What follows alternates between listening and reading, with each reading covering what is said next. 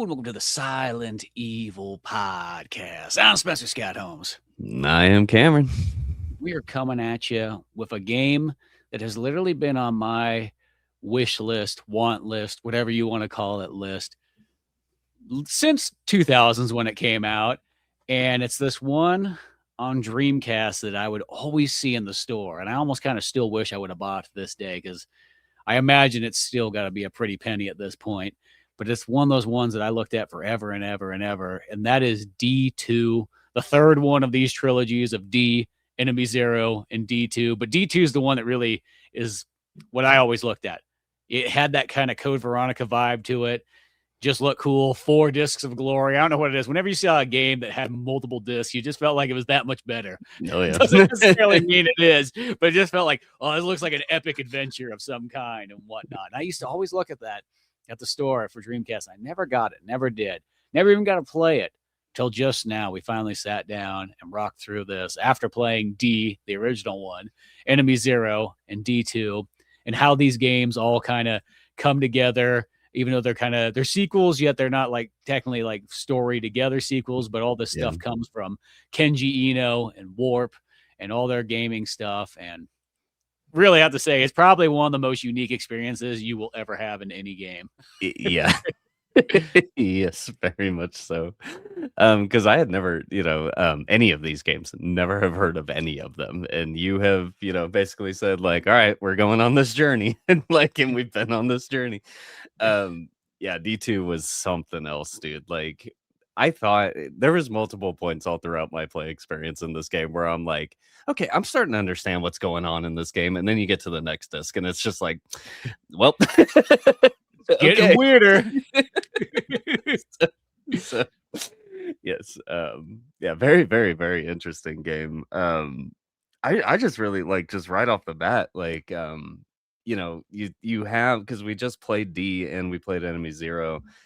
In the amount of comparisons that I noticed just right off the bat with this game, it's like it still has the FMV sequences. It still has, like the one area with like the Doom level style where you can walk around, but then it adds a ton of things too, like, this third person, type mode and exploration and things like that. So it very much feels like this is the grand hurrah of Kenji Eno. So. Well, and I think this is kind of one of the last like Warp games. Like he kind of disappears after this, he kind of went out and that was it. I don't even know. I want to say we looked up some stuff when we were doing Enemy Zero and it didn't seem like it was much past D2. It's like he almost got like, here you go, go make some mobile games. Seems like the worst thing you could be is like when you're a giant developer and you make some of the best games ever, and then I'm not gonna say these are some of the best games, some of the most interesting games ever, and then it's like you're like regulated to like handhelds. They're not even handhelds, but like phone games. Like the same thing that happened to like John Romero. It's like you were creating levels for Doom and Wolfenstein and Quake, and now you have to create a phone game. Yeah. Exactly. After Daikatana took all the money you ever made. Yep. Now here it is. Yep. Watch John Carmack with his Doom 3 and Quake 4. It's that thing that like if you have like a real good franchise, you should never jump ship thinking that like things are going to work differently. It's kind of the same way that like Kevin Eastman left the Ninja Turtles like in the mid 90s, like selling his share, thinking, no, that's probably the end of that run. No. Nope. Yeah, I mean, and especially by seeing this game by the end of it, I mean, I don't know. It's so far out there, like storytelling wise. Like, I can kind of see why his next opportunity at a video game was probably a mobile game because people are just like, dude, what are you making here? Because because there's so many pieces of this game that I was just sitting there just going like, what? And I'm like sending you just walls of text, just like what are we playing, dude? Yeah, just so many wacky things. And I love how this game like starts off too, just because you're just like on a plane, like flying across, like over Canada basically or whatever, and then just like just right off the bat, just some old dude in a fucking robe just starts, just like chanting, and then I'm trying to even remember, like, isn't it kinda like a terrorist, like, hijack, like, Yeah, right in the like, before you get there, it's like yeah, it's like, there's, like, these terrorists that have boarded this plane and whatnot, and there's a handful of people all strung about here. You know, you got your main character, Laura, who's the one that's been in D and Enemy Zero and this. No relation, just the same, like, yeah, character same information, name, yeah, which is kinda cool that they use other ones throughout this game too from Enemy Zero. I thought that mhm. was neat. You would say D, but D didn't have anybody else in it but Laura and her dad, Yeah, yeah, and that yeah, night. exactly, yeah. So that's, like, about Yeah. it.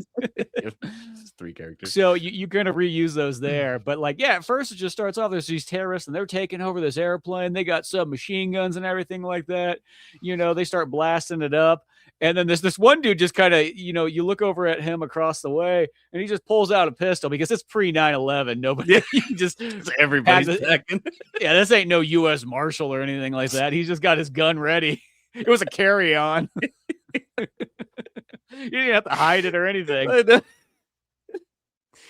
Oh, You man. know, and then so there's this kinda shootout and everything, and the plane comes crashing down, and then next thing you know, I think that's when you wake up in, like, the cabin and there and so Yeah, on, and kind of I didn't think anything of it when this first happened, but you learn from later scenes that I think something else actually might have happened, how Laura gets to that cabin and yeah, so on like that, because later in the line, she keeps having these moments where, like, she literally, like it will almost seem like she dies, but then she flies straight up in the air and then comes down like a meteorite on yeah, either busts through a cabin, lands on some dude's car, you know. So I'm assuming she actually went through the plane, and I'm thinking that's actually what caused the plane to crash. You would have yeah, never guessed that when you're first watching the cutscene.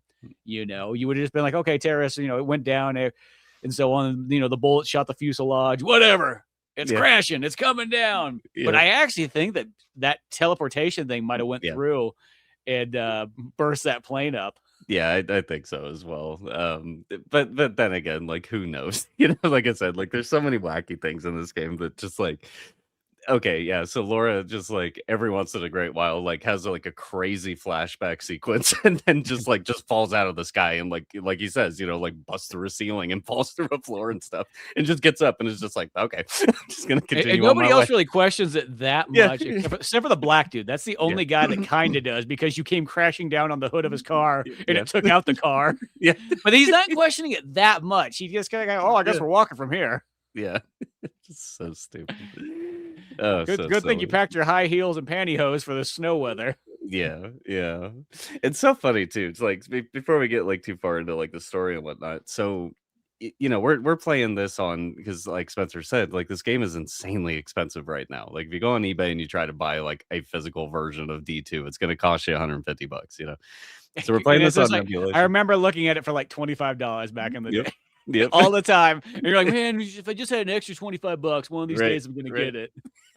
Granted, I guess, you know, by inflation standards, that was $100 back in the day. Yeah. Maybe that's Yeah. why it was so hard to get when you're a kid. It's just Yeah. like Yeah.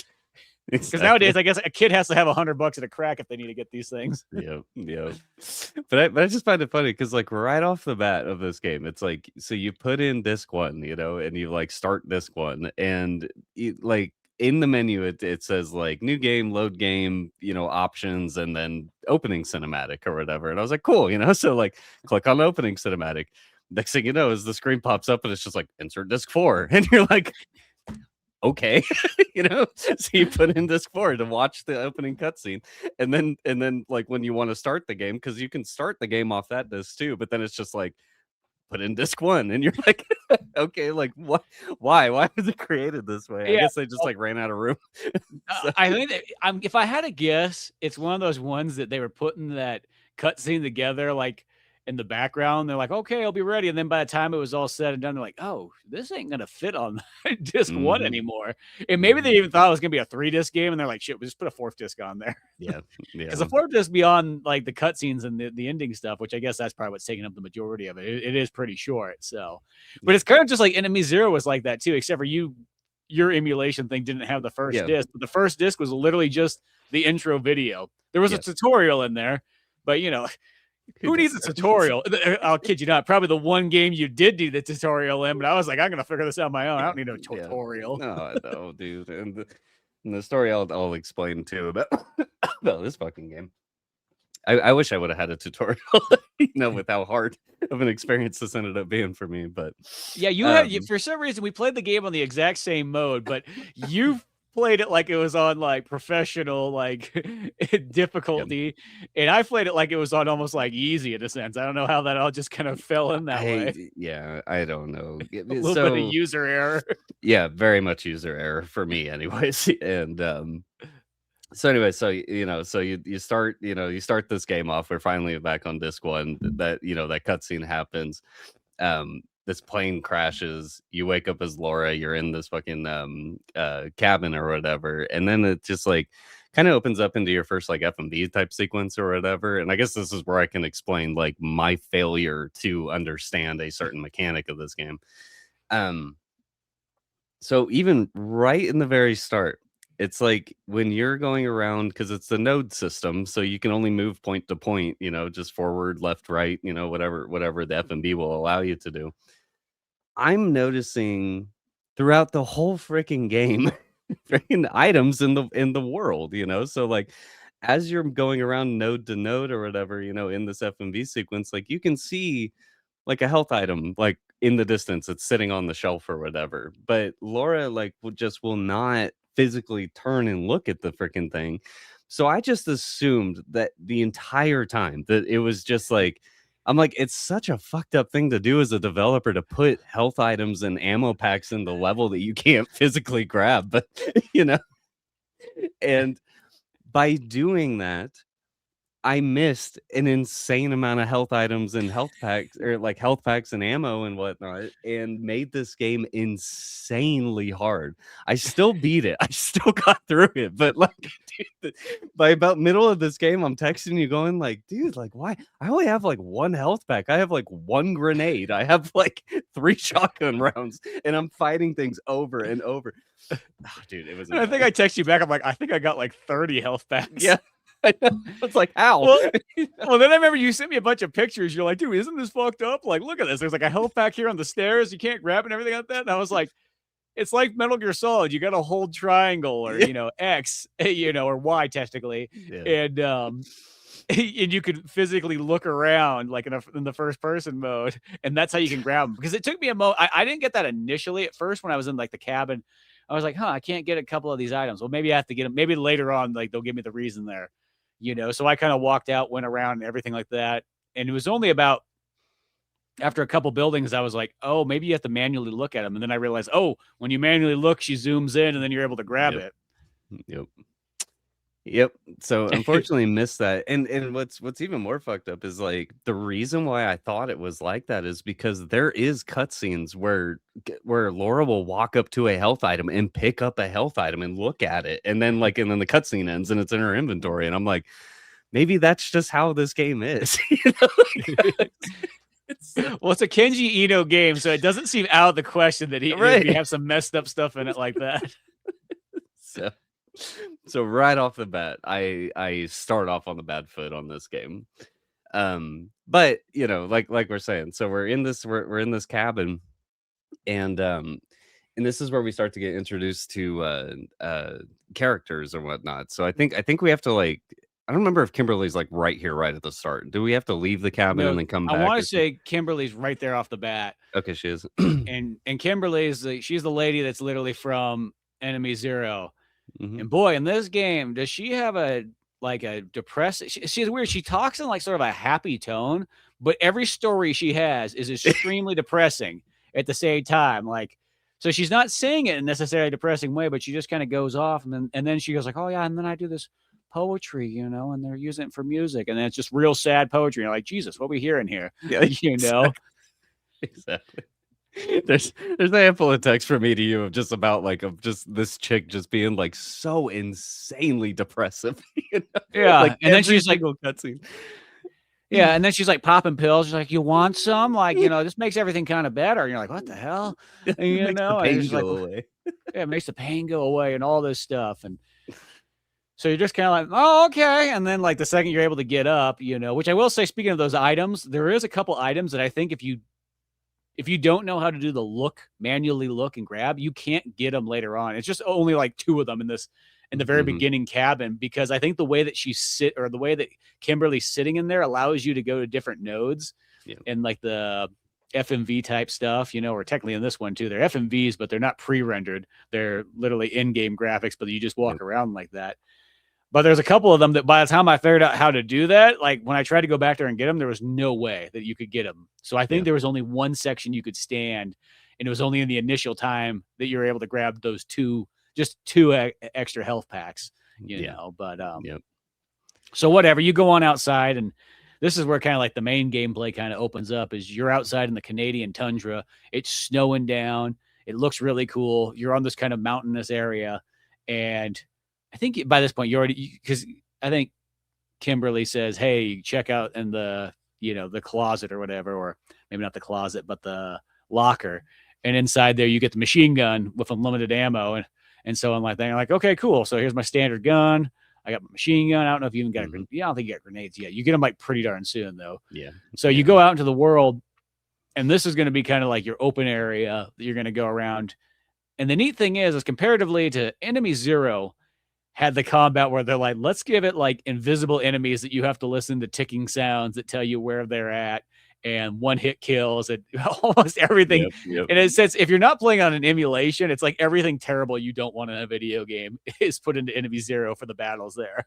Mhm. Where this one, on the other hand, has actually a pretty cool battle system that's kind of like Parasite Eve light, but I still really enjoyed it. And it only made me wish that this was in Enemy Zero.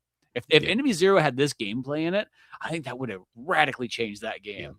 Yeah. No, 'cause this combat model reminds me a lot of it's like a traditional like Final Fantasy in terms of like you're exploring an open world, quote unquote. You get random encounters, and then like your random encounter like will have up like one enemy up to like three or four, at most or Mhm. whatever. Laura stands like physically still, or whatever. You have control of your gun and you can turn it and like move, and you can hit your A and your X button, or sorry, your B and your X button or whatever to physically turn her left and right. um and you're just shooting at enemies and whatever. So like I like this like hybrid mix of this Final Fantasy style system, like where it is random encounter or whatever, but by the time you actually get into combat, it kind of reminds me of the game we just played with, like You Will Die Here Tonight, in being that, House of the Dead style, you know. But this game also has like a very like pinpoint type system where it's like, it wants you to hit weak spots on enemies and whatever, especially later on when you're fighting dudes with like eyeballs and stuff on them. Mhm. And but the whole time, like I really tried. There's something weird about, and maybe it was just the emulation, maybe it was the new controller that I bought for this. Could have been a million different things, but like I just never felt accurate, in the game. And it was just like instead of trying to pinpoint soft spots or like, like weak points on enemies or whatever, just hold the button down, just like especially with the machine gun and just do as much DPS as possible to the enemy is basically what all my combat turned into. Like so. Well, for you, this is where my hard difficulty came. This is one of those games, especially for back in the day, that didn't have inverted controls. Mm, So it was like a definite challenge right off the bat for me here. The upside is that you don't have to do a ton of aiming in this game. So it's not the end of the world. And I did also take the right joystick on the emulation and turn that one into an inverted one. So if I did need it, it was there. yeah. But it's the weird thing too, because this game plays with like because if you think in Dreamcast controls, you have your D-pad and you have your joystick. And I always say the Dreamcast joystick was always kind of just okay. I love the D-pad on the Dreamcast. The Yeah. joystick is always, it serves a purpose, but that's just kind of how some of those joysticks were back in the day. I was never, even like PlayStation 1's original Yeah. joystick and so on, they're kind of, they're not bad, but like, they're not the greatest. So you could tell this game plays a lot smoother when you use the D-pad, because it seems like the joystick makes it jet real quickly, where the D-pad kind of just goes the way you want, Yeah. which sounds strange nowadays to be like, I want the D-pad for my aiming on, on my Well, gun, exactly. but Exactly. it works better that way. But the downfall for me is like, gosh, it was that non-inverted controls was really throwing me off Mhm. for a good while. As I said, at least it wasn't like a first person shooter where like it would have been like, nope, I can't play this if this is like Right. how it is.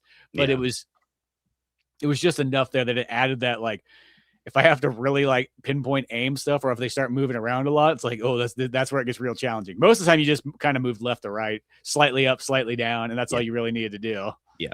Yeah, and that's really all you mostly need in this game. Like, there's a couple exceptions with some bosses and whatnot that we run into. That is especially that one that just fucking just constantly is moving.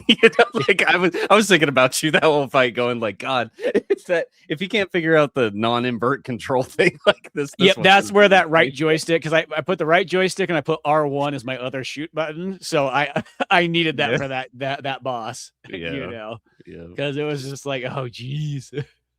Well, and I think the other thing too that I thought was super interesting, because I fully expected this to be an omnidirectional control style game just because it was on Dreamcast, because it had a single joystick. Like, I just assumed it was going to be that style game, not realizing that this is like, no, this is straight up, it's a tank control game, like. But it also has Dino Crisis style camera that like follows, and whatnot. And so I thought that was super interesting. So yeah, eventually, like, I stopped using the joystick like entirely. I just went to D-pad, and that's how I played majority of the game, because you're right, like, it's so much more proficient. It's not as twitchy, especially with the shooting mechanics and whatnot. It's just like, just bump right, bump up, bump left, bump, like, and just like Mhm. do this like little, like little four Yeah, square style just movement, slight little you know? movements is all you need for your aiming.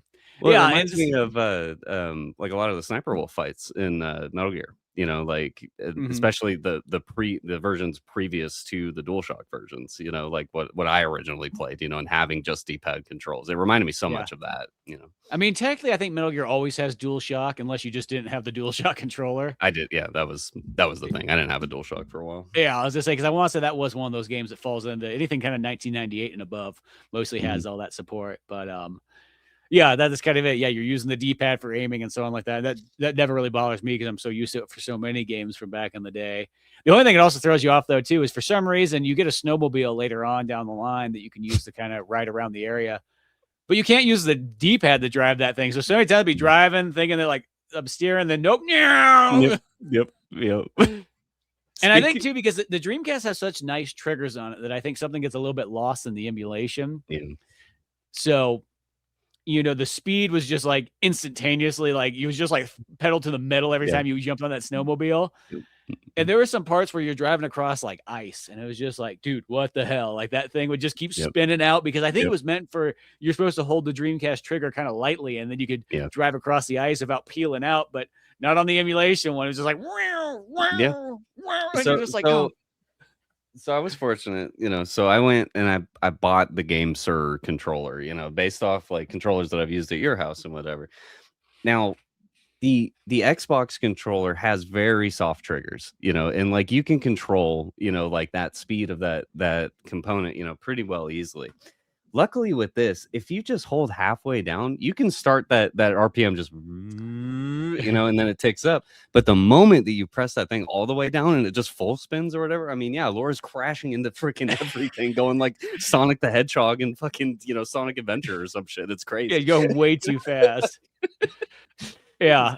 So, Well, yeah, those GameSir controllers, those are my favorite off-brand ones. I've been literally using them ever since they initially came out. That was the very first company that I bought when yeah, Xbox Game Pass had the phone streaming for that. And I was like, I need a Bluetooth controller, so I bought like the old GameSir one that was kind of just this little funky, wireless controller. And yeah. then ever since then, their controllers have just skyrocketed. We're like, dude, these are the best controllers out there. Oh Like, yeah, I got yeah. got like 10 of them.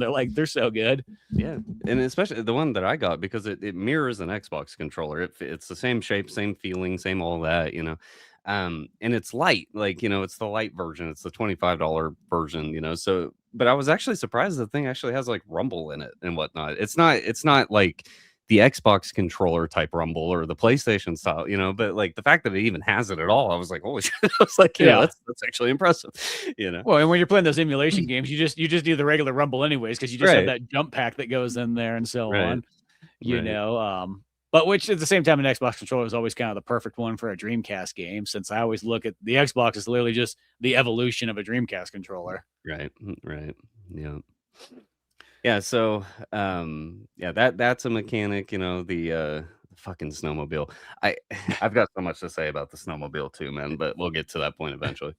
Um I'm trying to think of other mechanic. Oh, the hunting mechanic in this game. We learned really early on that, like, you get a sniper rifle in this game, and it's like, oh, badass. Like, what do I use this for? And it's like, you're gonna go hunt caribou, fucking, rabbits, birds, and like a moose or something. Like, and all of it is insanely hard to like hit anything, to shoot well, to like you pull out this sniper rifle and like you basically have like a move function so you can move your scope around or whatever. You got to zoom in, zoom out, and then a fire button, and like every time you fire, Laura will like take come out of the scoped view, point the gun down, her head physically turns down, and anything that's below that line of the top part of your screen or whatever just unrenders, and then as her head pops back up, things are blank again. So I figured out through me missing health items so much in this game, because this is another way for you to gain health, is like you go hunting, you kill animals, you get the meat, and the meats are worth basically 30 health per meat, or whatever. So like there was a huge portion of my playtime where it's like, fuck, I don't have any health items. If I level up, I will get a full health bar again. So it's like I gotta go grind, like combat. Meanwhile, hunt at the same time to try to grind enough health items, to be able to survive the combat that I need to do to level up to get the next, like the next big health jump, and whatnot. So it was back and forth like this. And dude, like the hunting is it should not exist in this game. Like first and foremost, like it's so annoying to pull up your scope, zoom in on a rabbit, and as soon as your scope touches him, like he just runs off into the distance, and you just like can't.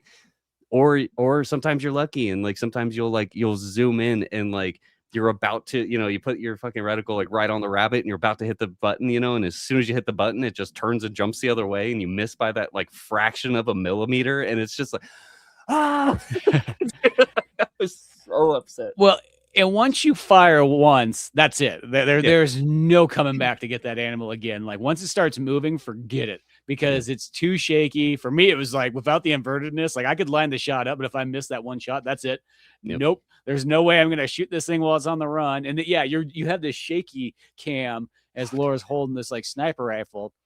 And that wouldn't be the worst thing if the animal's just like, it's like how they know. It's like I could be like a mile away and I could zoom in and it's like the moose is like, and then just starts running. It's just like it could feel you zooming in on him. Like I learned kind of that you didn't want to zoom too much, because the more you zoomed, it's almost like the more they knew you were there. Yeah, I know. If you just kind of shot it about like get a little zoom in, but that's about it. But yeah, I'm almost surprised that the many kills that I did get in hunting. Because there was a point where I kind of was like, do I really need to be doing this? I got like 40 health packs. Like, I probably could just keep going, which realistically, I think in the long run, I don't think I needed to hunt as much as I did. But yeah, I mean, it became a core mechanic for me. Mostly because like just for the audience, like literally the whole mechanic of being in the FMV sequences, like holding down your Y button to be able to turn your head to look around. Like I didn't learn that until midway through disc 3. And like I told you, I'm like, hey, you can hold that button down to look.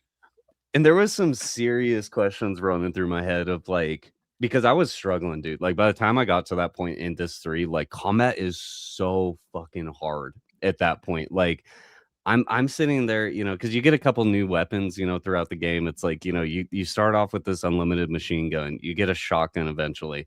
Then you come across this like semi-automatic rifle, and then the pistol, which I completely missed the pistol, by the way. I kept picking up all the ammo, but I couldn't find the goddamn pistol. You didn't find the pistol? It was literally at the old dude's house that I guess disc 3 that like kind of tells you the story and whatnot. He's got the parrot. It's like, let me tell you this next. So if you walk in the back there, and I thought you had to get one of the keys just to be able to progress the game, because I almost thought you got the key for Martha's house from right in there, and then if you turn to the other side, the pistol was in the other box. Oh, okay. Maybe that's where I missed it then, because I never picked up that pistol. Well, I gotta tell you this: the pistol's an interesting weapon, because when I picked it up, I'm like, I thought it was gonna be a Magnum, because like, oh, I got the Magnum, that makes a logical sense, and I was like, a pistol? Why did I get a pistol after I have a machine gun and a shotgun and an assault rifle already? That seems kind of weird.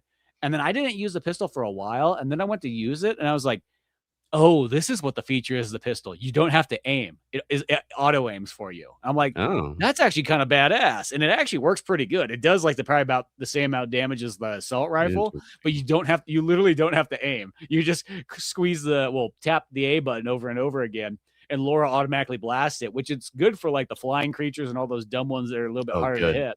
Yeah, So, yeah. The but flying I enemies. sadly I saved that pistol for a long time. I didn't realize that till like disc 4 that it does that. Oh, wow. Wow. Yeah, see, I never picked that up. I pretty much mainlined, obviously the machine gun for majority of the game. And then when I got the semi-automatic rifle, because that's the other weapon that you get full, like unlimited ammo for. And I really like stuck onto that thing for pretty much the remainder of the game. But like I said, man, like, not having enough health items, having to hunt, like literally like I didn't have enough health items. Like I was grinding combat just to get the next level up so I could get another full health bar.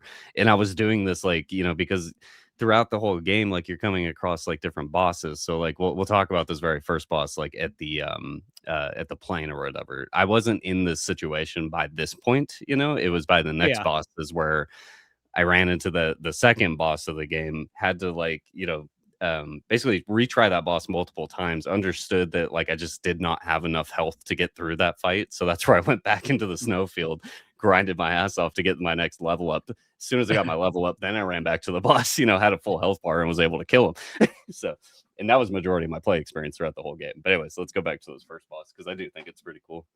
Yeah, well, that's the one thing it is in this game is every single boss encounter is very unique and very cool and something really different.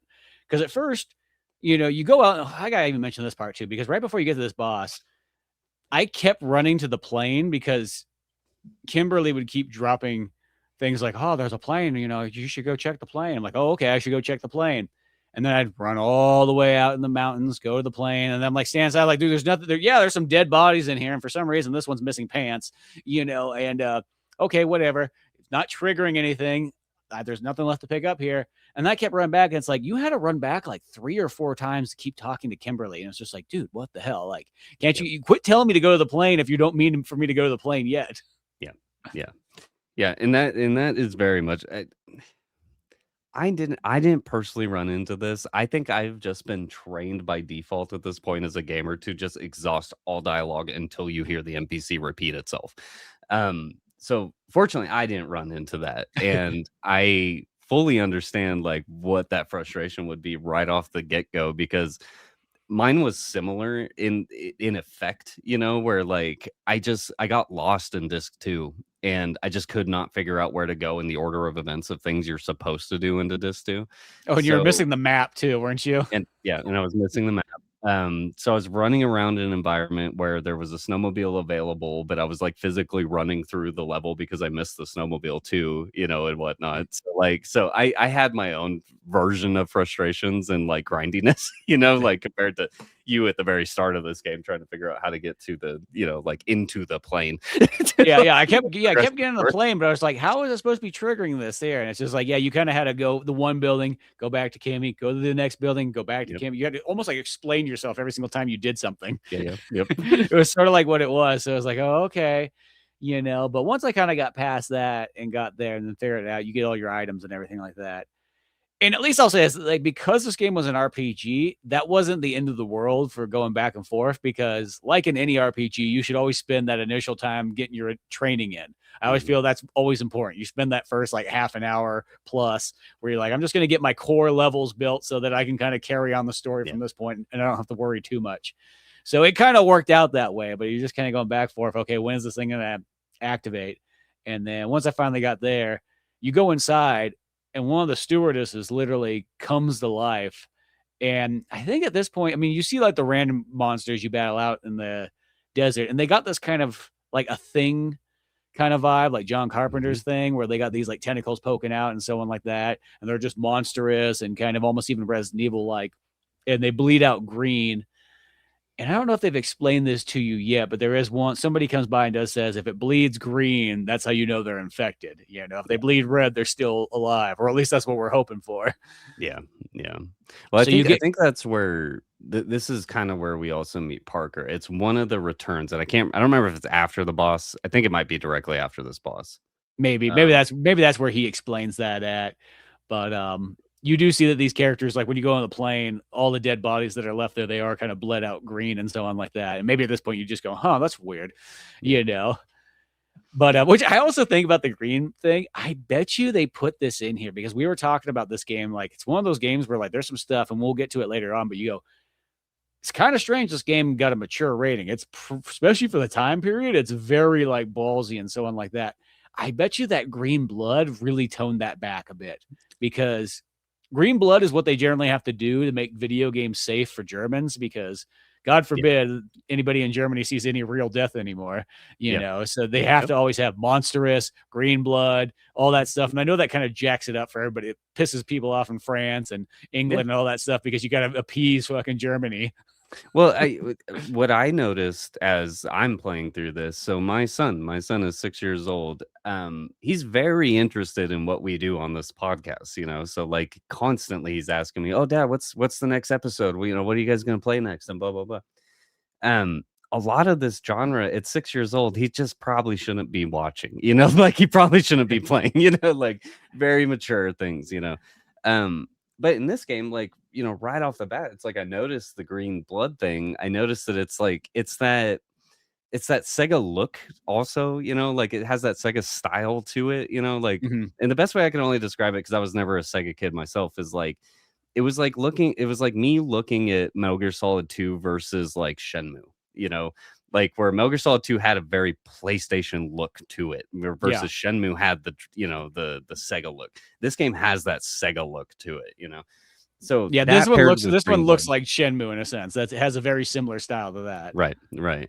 So that paired with Green Blood and my son sitting here over the course of the first hour of this game, you know, like he watched the whole cutscene of like the terrorist attack on the plane and blah blah blah, and the old man chanting, and you know everything crashes, and then you know the reveal of the monsters for the first portion and all the things, and then we get to this combat encounter and of this boss or whatever, and just like you're just shooting it, and it's just spraying out green blood all over the place, and he's even asking about it. He's like, "Why is the blood green? Why is the blood green?" And then like getting to explain like the story side of it, being like, oh, if they bleed green, they're monsters, basically, and blah blah blah, So like he immediately got hooked, like right off the very get go, and like it's like I text you, I think yesterday. I was like, I really think like he's probably gonna remember this as maybe one of his first survival horror games because he literally sat down and watched me play the whole fucking thing. Outside there was a couple scenes where I was like, like turn, like don't watch this part. But yeah, there are some interesting ones there, but at the same time, I feel like it's enough that I feel like it'd be interesting. Sometimes there's those things when, like, when you're 6 years old, things like go over your head a lot oh more yeah, than like, oh yeah, like when you get you almost notice it more when you're like older and you're sitting there and you can like contemplate it and go, yeah, yeah, huh. yeah, But when yeah, something you're 6 years old, you're like, cool, monsters blowing up, yeah, yeah, yeah, you know. exactly, But exactly. the Green Blood almost kind of reminds me because on House of the Dead 2, when that came out for Hmm. Dreamcast, Hmm. the game starts off in green blood mode, and I think you got to beat it once, and then you unlock the red blood mode. You know, Yeah, so that was, I think, a way that I think maybe even Sega was just doing it to be like, you know what, this is a safe way to start a game off. You could hide whatever else you want in later. We're Sega. You hide the Mortal Kombat blood cheat in there, but it doesn't mean you start the game off with it. right, right. Yeah, yeah, the ESOB fucked up on this one. I think. Yeah, where I think like Enemy Zero, because that one had a teen, and that was the one I was like, get the fuck Yeah. out of here. That's a teen rating. We all know that. I don't think ESRB got very far in the game. No, no. For sure. They're like, I guess you die by an invisible how whatever. Yep. Teen. It's an alien. Okay, it's not a human. Okay, teen. Yeah. Yeah, but because that game's actually probably more violent than this game Oh yeah. is in a sense, Yeah. and yeah, that one just skated by with that. And then ironically, the original one, gets like a sort of a, I think it gets an MA-17, the old school rating one, Hmm. you know. But that one's really, it's only just for maybe a little bit of cannibalism. Maybe it might be the worst thing in that one. Some Yeah. dark themes kind of Yeah. stuff. Well, I guess actually the beginning, the dad does kill like everybody at the hospital. So I guess Yeah. there is that Yeah. for your Yeah. intro. Yep. Yep. But yeah, no, I like I just want to talk about this boss real quick because I thought that the boss of the plane was super cool because there were so many things like leading up to this point that was like environmental storytelling is just firing on all cylinders because like you go to the first little cabin area. So like you spawn in your cabin and then there's a little cabin that's right on top of the hill. You run up there when you show up to this thing, it's like you have like a lock cabinet, so you know that you need some kind of key item to open that. You have like an employee key card access slider, type machine thing or whatever. So you know that there's probably going to be a key item there or whatever. And then you going back and forth, and then you finally go to the plane. And then when you go into this plane, it's like the fucking stewardess, is like there and like, changes into that monster thing or whatever. And you see like the flowering, like of the tentacle stuff. Like, and it really reminds me of like almost like Alien, because it like comes like bursting out of the chest and like, like it's all flowering around. These things are like flapping around and like, swiping at you and things like that. Um, the framing of everything of her being up against the wall, like being pinned up against the wall and like, the tentacles coming out and all that, like just the look of the monster design in this game, I thought was super cool. However, with the amount of combat encounters that we have over the course of the 10.5 hours that I played this game, there is no possible way there was that amount of passengers on that fucking plane. There's no way. I killed hundreds of fucking monsters. Well, that's what I wonder. Okay, like because I think the all the bosses for the most part, there's a couple of them that are like the passengers, but I think a lot of like the ones you would fight across the land, those are just Canadians. Yeah. Those are just affected Canadians that like somehow, some way, Yeah. that we'll learn why that is, sort of. And Yeah. but yeah, I want to say all the bosses happen to be all characters that you see in that intro video, other than like there's a couple of them that are there in Canada already. Yeah. But which I thought was kind of cool, is that they're like they kept coming back. It wasn't just like, oh, it's just a random boss. It's like, oh no, if you paid enough attention, that's who this is. Right. Like later on, you like one of the guys, you would never really know it unless you were really thinking about it. But it's like one of the guys is one of the terrorist guys that you fight. And he's almost had a change of heart now that he's mutating. Yep. But no, I thought that boss was cool, and he kind of shoots back and forth, and you got to kind of hit the certain tentacles or whatnot, and then kind of blast away. Mm-hmm. And it was just a cool location, a cool fight, and each one has something unique. It's not like you just kind of do the same thing over and over. Yeah. Yep. Yeah, and then I think because from this, I think this is where we get the employee card. We go back, like we open up that thing, and I think like a big portion of the very first portion of this disc or this first disc, like your main objective is, I think you're just like trying to find the jet fuel or not the jet fuel, the fuel for the snowmobile, correct? Like so, yeah. So after like getting the employee card, like you can, I think you can go back into the plane. I forget where you find all this stuff. Like I said, I spent so much time on disc. There's that little cabin like in between like your standard hut that Kimmy's always in the plane that has I think the key card unlocks the shotgun, and then there's something else in there that so that you can go farther on, and then you go it's up in the mines. That's right. Yeah, you go to the mines next, and you go down there, and that's where you kind of go back and forth. You melt some ice and so on like that, and then you're able to get the fuel, which is down deep in there. Now, this mine section. So I was super confused because like, we had just played D and we had played Enemy Zero, and then we're playing D2 now. And we get to the mines, and there's a whole section that plays just like Enemy Zero, where it's just first person Doom style corridors and left rights and all blah blah blah, but you have full control of everything. And I was like, oh cool, they're gonna add that into this game too, so I was fully expecting more sections. Like that's the only time it happens in the whole game, and I was like, what? I was like, what? Why? It must have been something where they're like, they did that in Enemy Zero, and they're like, let's try that, and then they're like, maybe we won't, but we already made it, so leave it in there. Yeah, it was so random. I was like, okay. Which I will say, one thing that's kind of neat is on like the little VMU screen, which on the emulator you can have it run at the top if you up there in the corner. But I like that, like whenever you went into areas like that and some other areas, there's a compass that popped up, which kind of helped out. Yeah. See, I never messed with the VMU stuff. I did see that in the video, like after I beat the game, and was watching some post and research stuff. I did see that was a feature, and that was always something that I thought was super cool about the Dreamcast just to begin with. Like was just that VMU thing. I'm trying to remember. It's is it Resident Evil that has like the little health indicator and all the stuff that's like, Yeah, you know, Code Veronica has the health indicator, and I think it shows your ammo on there too, if I'm not mhm, mistaken. I remember that was such a cool thing. It's almost like proto DS type stuff where that you could just have those little extra details. yeah, Granted, like so many things, very few games fully utilize that, but for the ones that did, I always thought it was really neat. yeah. Yeah, there's one for because I have, you know, I physically have a Dreamcast with a VMU. Um I forgot what it is though. There's something the Legacy of Kain, Soul Reaver has Mhm. something like that too, where it pairs up with that VMU thing. So, but yeah, super Yeah, cool to no, see it here too. So, yeah, no, the VMUs I think is like the coolest memory card that anybody ever put together. hmm yeah, yeah. So, and like from here, like I really don't remember until we get into like disc two. Disc two Well, is where my memory starts to get really jogged. well, and I think this is right before you switch to disc 2. This is the part where once you're kinda looking for that fuel, you melt this you get the flamethrower, which you get this flamethrower oh, no, this is what happens here because you get the flamethrower and you go meet there's this one old scientist guy who's just sitting there, like, mutating into a, plant. He's just all deformed, and he's, like, talking to this, in a sense, Oh, is this other the plant. Baker dude?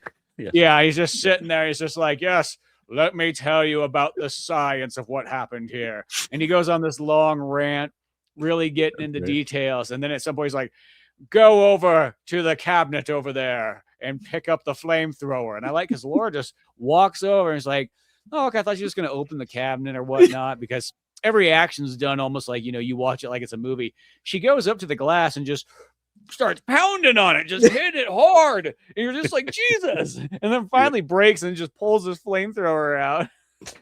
Oh god, yeah. And the old man sitting there, he's like, "Now you must watch everything burn, light me on fire."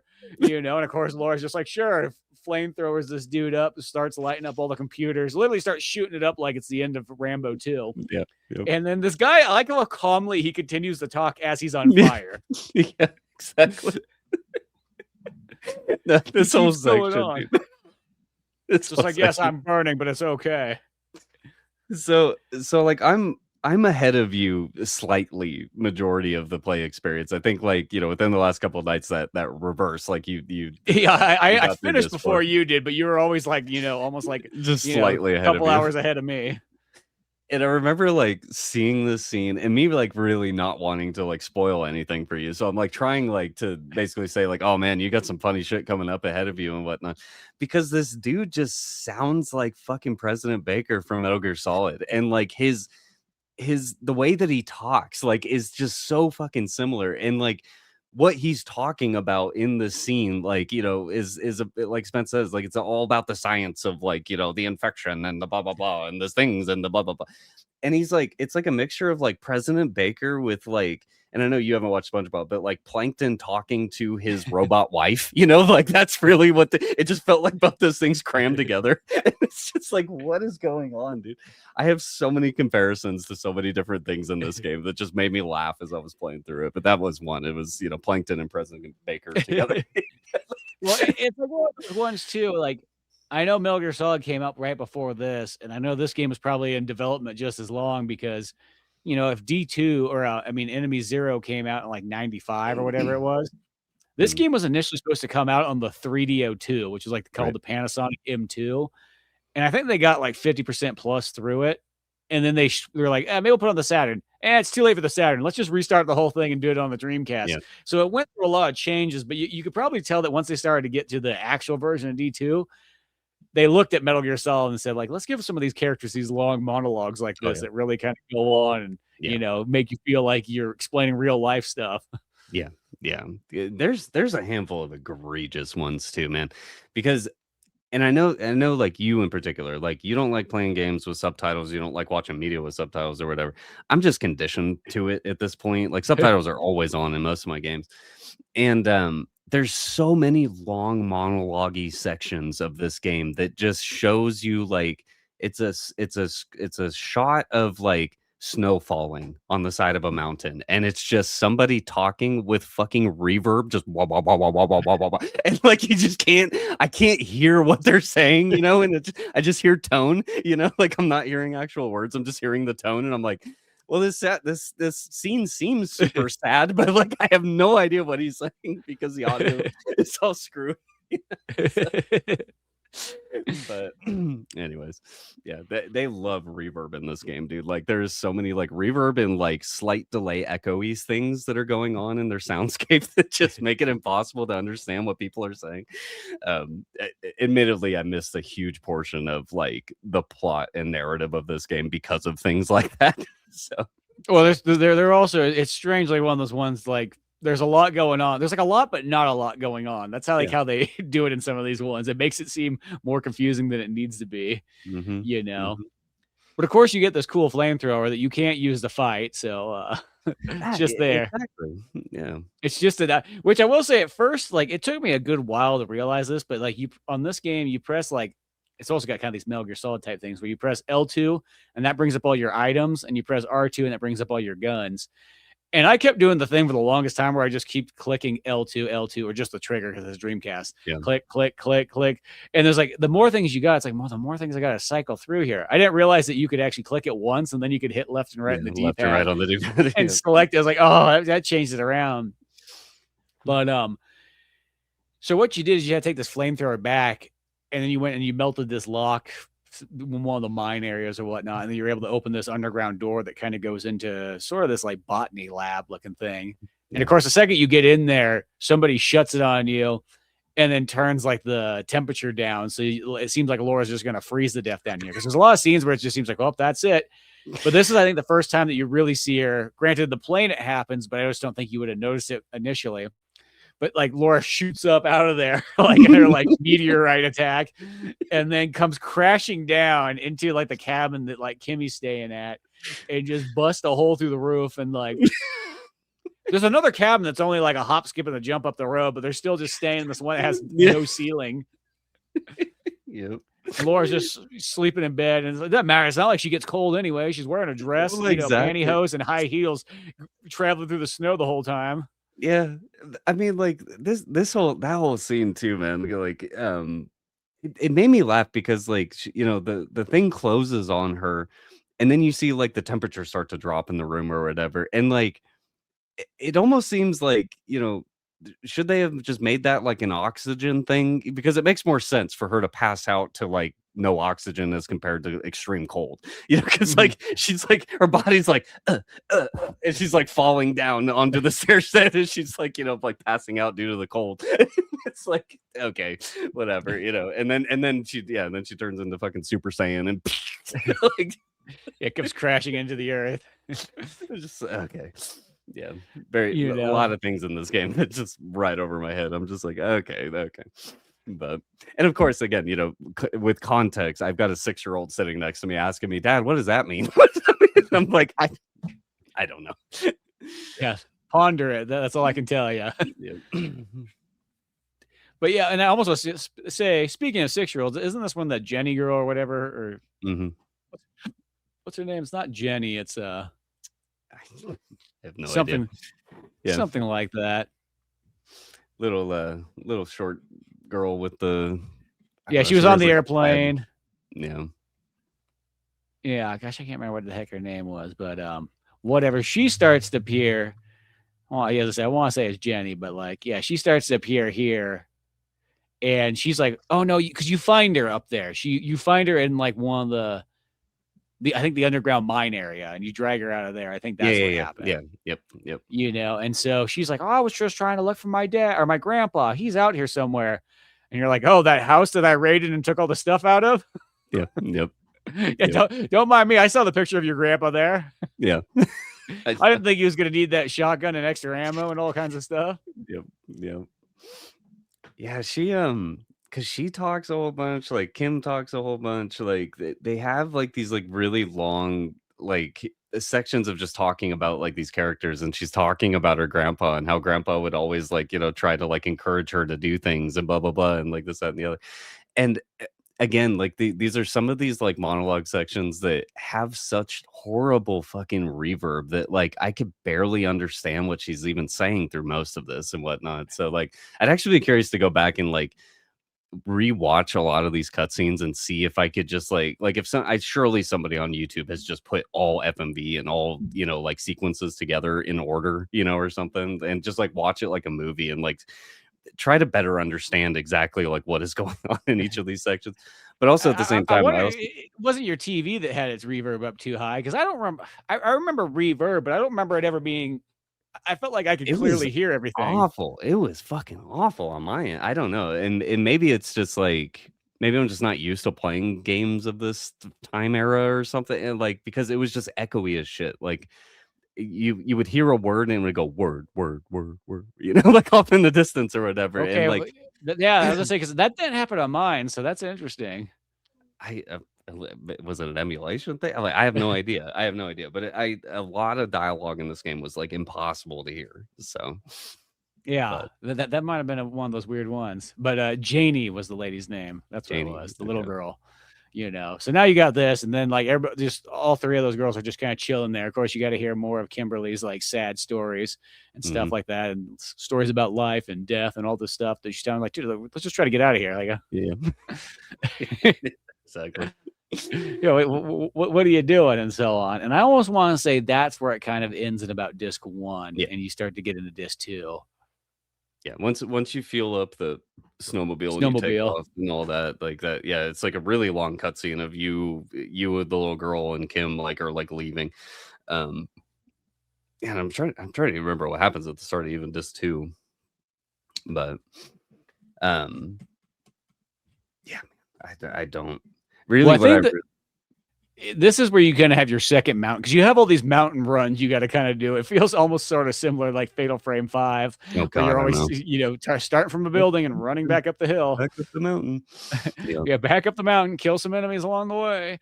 And I want to say this is the one where you're kind of just out, and you got kind of a big area to search, and you can use that snowmobile if you want. But I think it might be when you find there's like that first sort of partial laboratory thing you kind of find. It's got like a somewhat of a puzzle where you have to just make sure you remember the number that you saw early Yeah. on, and if not, you have to run all the way back there. Yep. Yep. Yeah, that is this part. Yeah, because you do that. Um, yeah, because this whole section, if you walk out of the first house that you're in after all the dialogue and everything, and like you just look to the left, there's a snowmobile sitting right there. And I just missed it. I ran all the way to the end of the level, got stuck there because I didn't have the freaking code, so I ran all the way back to the start of the level, got the code, ran all the way back, put the code in or whatever, and then I think it makes you go all the way back to the cabin at the start of the level again. And that's where I recognized that the snowmobile is sitting there at that time. So I had ran that level a good 3 times, like back and forth, making it all the way back to the cabin before I even recognized that you can use the fucking snowmobile during that whole section. So I was Oh power god. leveling during this section. Again, you got to remember I didn't have any health items because I wasn't picking anything up. I was like stressed and grinding this whole section, just going fight to fight to fight. As soon as I would end a fight, like if I got a good roll on that fight, if it was like one enemy or maybe two enemies that were easily taken out that didn't take any that I didn't take any damage, quick save right there. Like and then like move on to the next fight. Like hope to get through that, get the good red dice roll. I think this is why this game took me so freaking long. And it was actually impressive that I was like ahead of you for as long as I was because I was just like literally grinding XP. So Well, because I think it took you a couple extra hours, on your playthrough than mine for sure. Because I think yours mhm, ended at like 11 hours. I think mine was only like yeah, 8 something. yeah, You know, I will say though that the snowmobile, I got kind of mixed feelings because I don't think you drive faster, but I think you get just as many battles on it. I always yeah, thought yeah, I thought you weren't going to get any battles on there, but the battles just come up like yeah. just as quick on it. So I don't think you missed out on anything technically there. No. And I can tell you, there is something at play when it comes to combat encounter. Whereas I very much thought through a lot of the game that it was random combat encounter. Um, Being that I had so much backtracking and so many redos and so many repeats, um, I can confidently say I don't know what the math or the formula is behind it, but there are absolutely checkpoints throughout the level that monsters will spawn. Um, because there's very key checkpoints like, and it's usually dictated by some kind of horizontal line to you. like in geometry, like 2 pixels are touching each other or whatever. Or, sorry, not pixels, but 2 polygons are touching each other, and usually it's notated by like a tree or a fence post or like something in the level that goes, once you break this barrier, encounter, like so. So I was able to game the system, and I'll explain in a later section in this 3 of how I was able to game the system of hunting and not getting into combat, but being able to reset, like hunting capability or hunting opportunities over and over again without going into combat. Yeah, no, I did kind of notice that too, where there's just certain areas that triggered it more than others, that you could pretty much be like, I guarantee that when I cross this area, I'm going to spawn a battle, and then some other ones too, where you wouldn't necessarily find anybody there, or sometimes if they're real narrow areas. I do like how the game, if you're in a wide area, you might find multiple enemies, but if you're in a narrow area, the game knew to only put like one enemy in there, or else it could probably get cattywampus real fast. Yep. Yeah, and I guess that's something else we should explain about the combat real quick too, is like, depending on what monster types, which there are a bunch of different monster types in this game, which I thought was vastly impressive. This game easily could have just been a 3 monster. You got your small dude, your medium dude, your big dude. Like, it could have just been that, but the amount of variables that they added within those 3 categories of like your fodder versus like, okay, I got to pay attention to this monster a little bit more versus the, oh shit, like, nope, put all fire focus on that motherfucker because he's gonna kill me, like type monster. The variety within their monster design was super cool. I thought it was awesome. Yeah, because you have everything from like the weird little like Diglett monsters that like go in the ground and pop up and just start swinging their tentacles at you, to the flying creatures. Then there's the big brute ones, and then there's those also ones that kind of like, they're almost like on the ground, and they almost, I don't know what the heck, they look kind of like Resident Evil like, but they sort of like crawl towards you and so on like that. And they got that like flower part that opens on their head that you mostly just blast. And then there's just ones that kind of almost have that like sort of like a plant zombie sort of look to them and whatnot. Yeah, I really like the so it's a humanoid so it's a human more or less, and it's humanoid features and whatnot. It kind of has like its neck's kind of broken a little bit, and there's like a flower looking thing coming out of its neck right here, and it's the axe wielders or whatever. They come later in the game. Those fucking things are they suck. I like every time I ran across them, I was like, oh, might as well reset now because I'm gonna get hit, like but no, they were super cool design. I thought that they looked really badass. And like the dual axe looking thing or whatever as they're shuffling towards you and they start swinging all wildly and stuff. Like it's really goofy looking, but yeah, there's some cool monsters in this game. And in this too, like as we're getting into this too or whatever, I'm just like, oh, this game's like trying the John Carpenter The Thing, but this is Kenji's version of that, like or whatever. That's what was going through my head for all this. Well, yeah, I'm pretty sure that's exactly just like how Enemy Zero is kind of like his version of Alien. This is like his kind of version of The Thing, except for this one I think goes even farther into being like it's almost its own thing. It takes The Thing and then really runs with it. Well, it makes me think like The Thing was the design idea for 80% of development, and then right at the end they're just like, this doesn't work, let's try something new. And I think that's where Disc 3 and Disc 4 comes into play, because like it just goes so far off the rails comparatively to what the first half of the game is, so like something changed development, like at some point. Yeah, no, I definitely can see that. Well, I think even like the original version of D2 when it was on the Panasonic thing, I think it was a period piece type one. Like, I think Laura was swinging around a sword and everything like that. Yeah, it was supposed to be some kind of, because I just saw that in the video earlier. It was supposed to be some form of a third person action combat, like medieval style game or whatever, like Renaissance medieval style game. It's like, what the so yeah. Yeah, so instead we learned that Ito had a message that he needed to get across, but we won't learn that till the very end. So yeah. No, I guess we do see it because it's like whenever Laura has those moments where she teleports away, well, pretty much what happens is she gets to a point where she's gonna die, but then she's able to teleport away, and then it goes to this cutscene where it's got like this eye real close, and it kind of zaps up and it goes back, and then you see like real like footage on here, like live action footage. And it starts off at one point, it's like dinosaurs. You're just seeing, okay, dinosaurs and so on like that. And then another one, it's like, oh, there's like some old fashioned warriors and so on like that. There's like some Charleston Heston looking movie type things going on, and as it progresses, it gets more and more to like there's industrial and building and technology and all this kind of stuff. And then next thing you know, it's like there's war, like World War I and Vietnam and all these things here. And then there's like, it just progressively goes to like, there's a nuclear bomb because it's Japanese. Yep. That's the Japanese never forget type thing. Yeah, exactly. It's that bomb just going right off. Yep. And then the funniest thing too is that the little girl, there's like one portion of the game where the little girl is explaining her dreams or whatever, and she's talking about the same exact shit that you've been seeing throughout the whole game. And she was like, "Yeah, and then this bomb just came out of nowhere and destroyed society," and blah blah blah. She's like, "It's weird." And she just kind of takes it all well, like, "Yeah, it's like you remember that much of your dream?" Yeah, right. So stupid. Oh man. But I want to say here that this is where we get that little laboratory area, and we discover this is one of the first like really interesting bosses too. Well, the other bosses are really cool too. I guess we forgot to mention. I think we fought and killed the grandpa boss already in the first disc.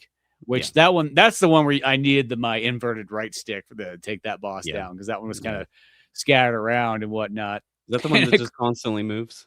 Yeah, constantly moves. I want to say, and you got to kind of go up, down, diagonal and so on like that, because you got to shoot the tentacle. You can't just shoot him. Yeah. So you battle him, which was kind of a neat one there. And then of course you got to explain to like Janie later on. You're like, I killed your grandpa. Sorry. Yep.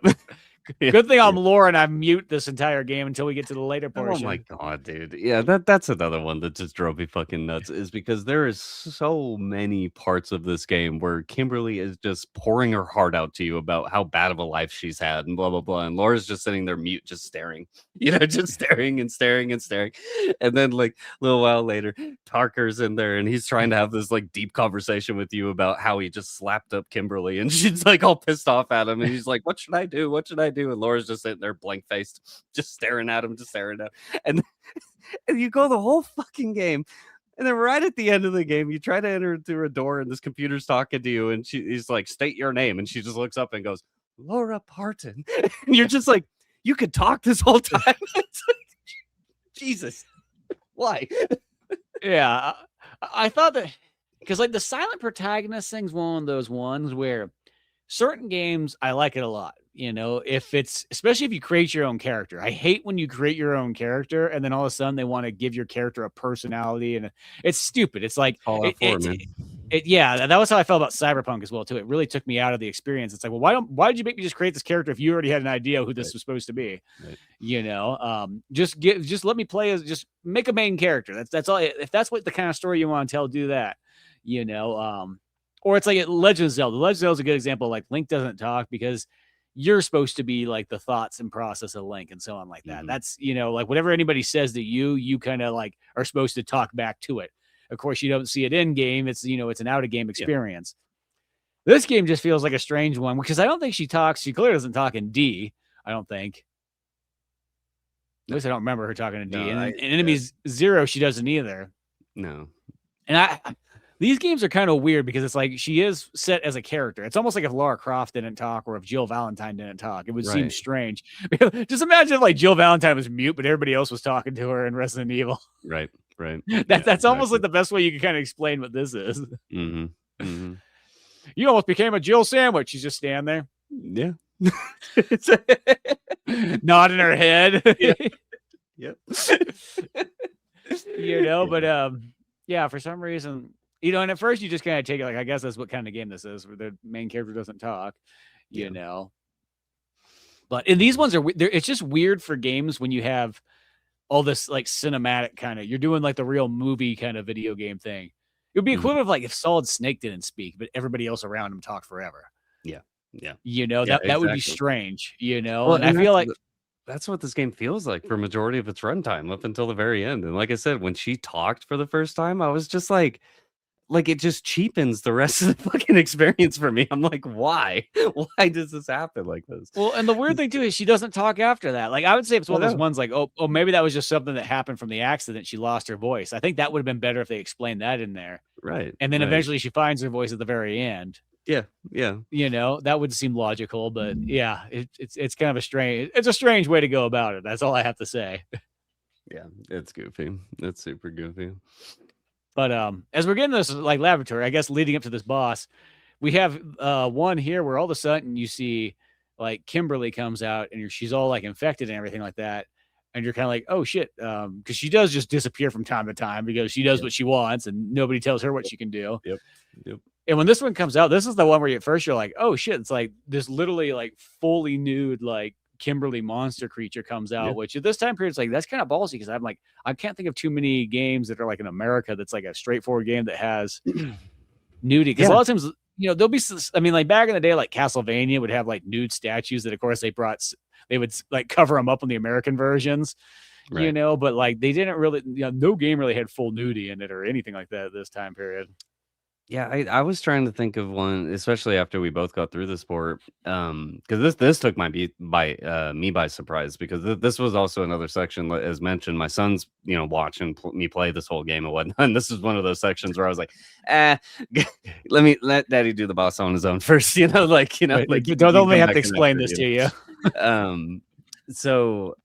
Yeah, it took me by surprise, and this actually prompted me to look up the ESRB rating for it. I was like, because I was thinking like the only other thing I could think of like around this time, and this even came a few years later, but like the Grand Theft Auto San Andreas, like the hot coffee mod or something like around that. And that one's one of those ones that almost doesn't really count because no normal person would have found that. Right. You had to be a modder to find that. Like Right. that wasn't like it technically wasn't really in the game. They make it out like it was, but it wasn't. Right. No normal person found that.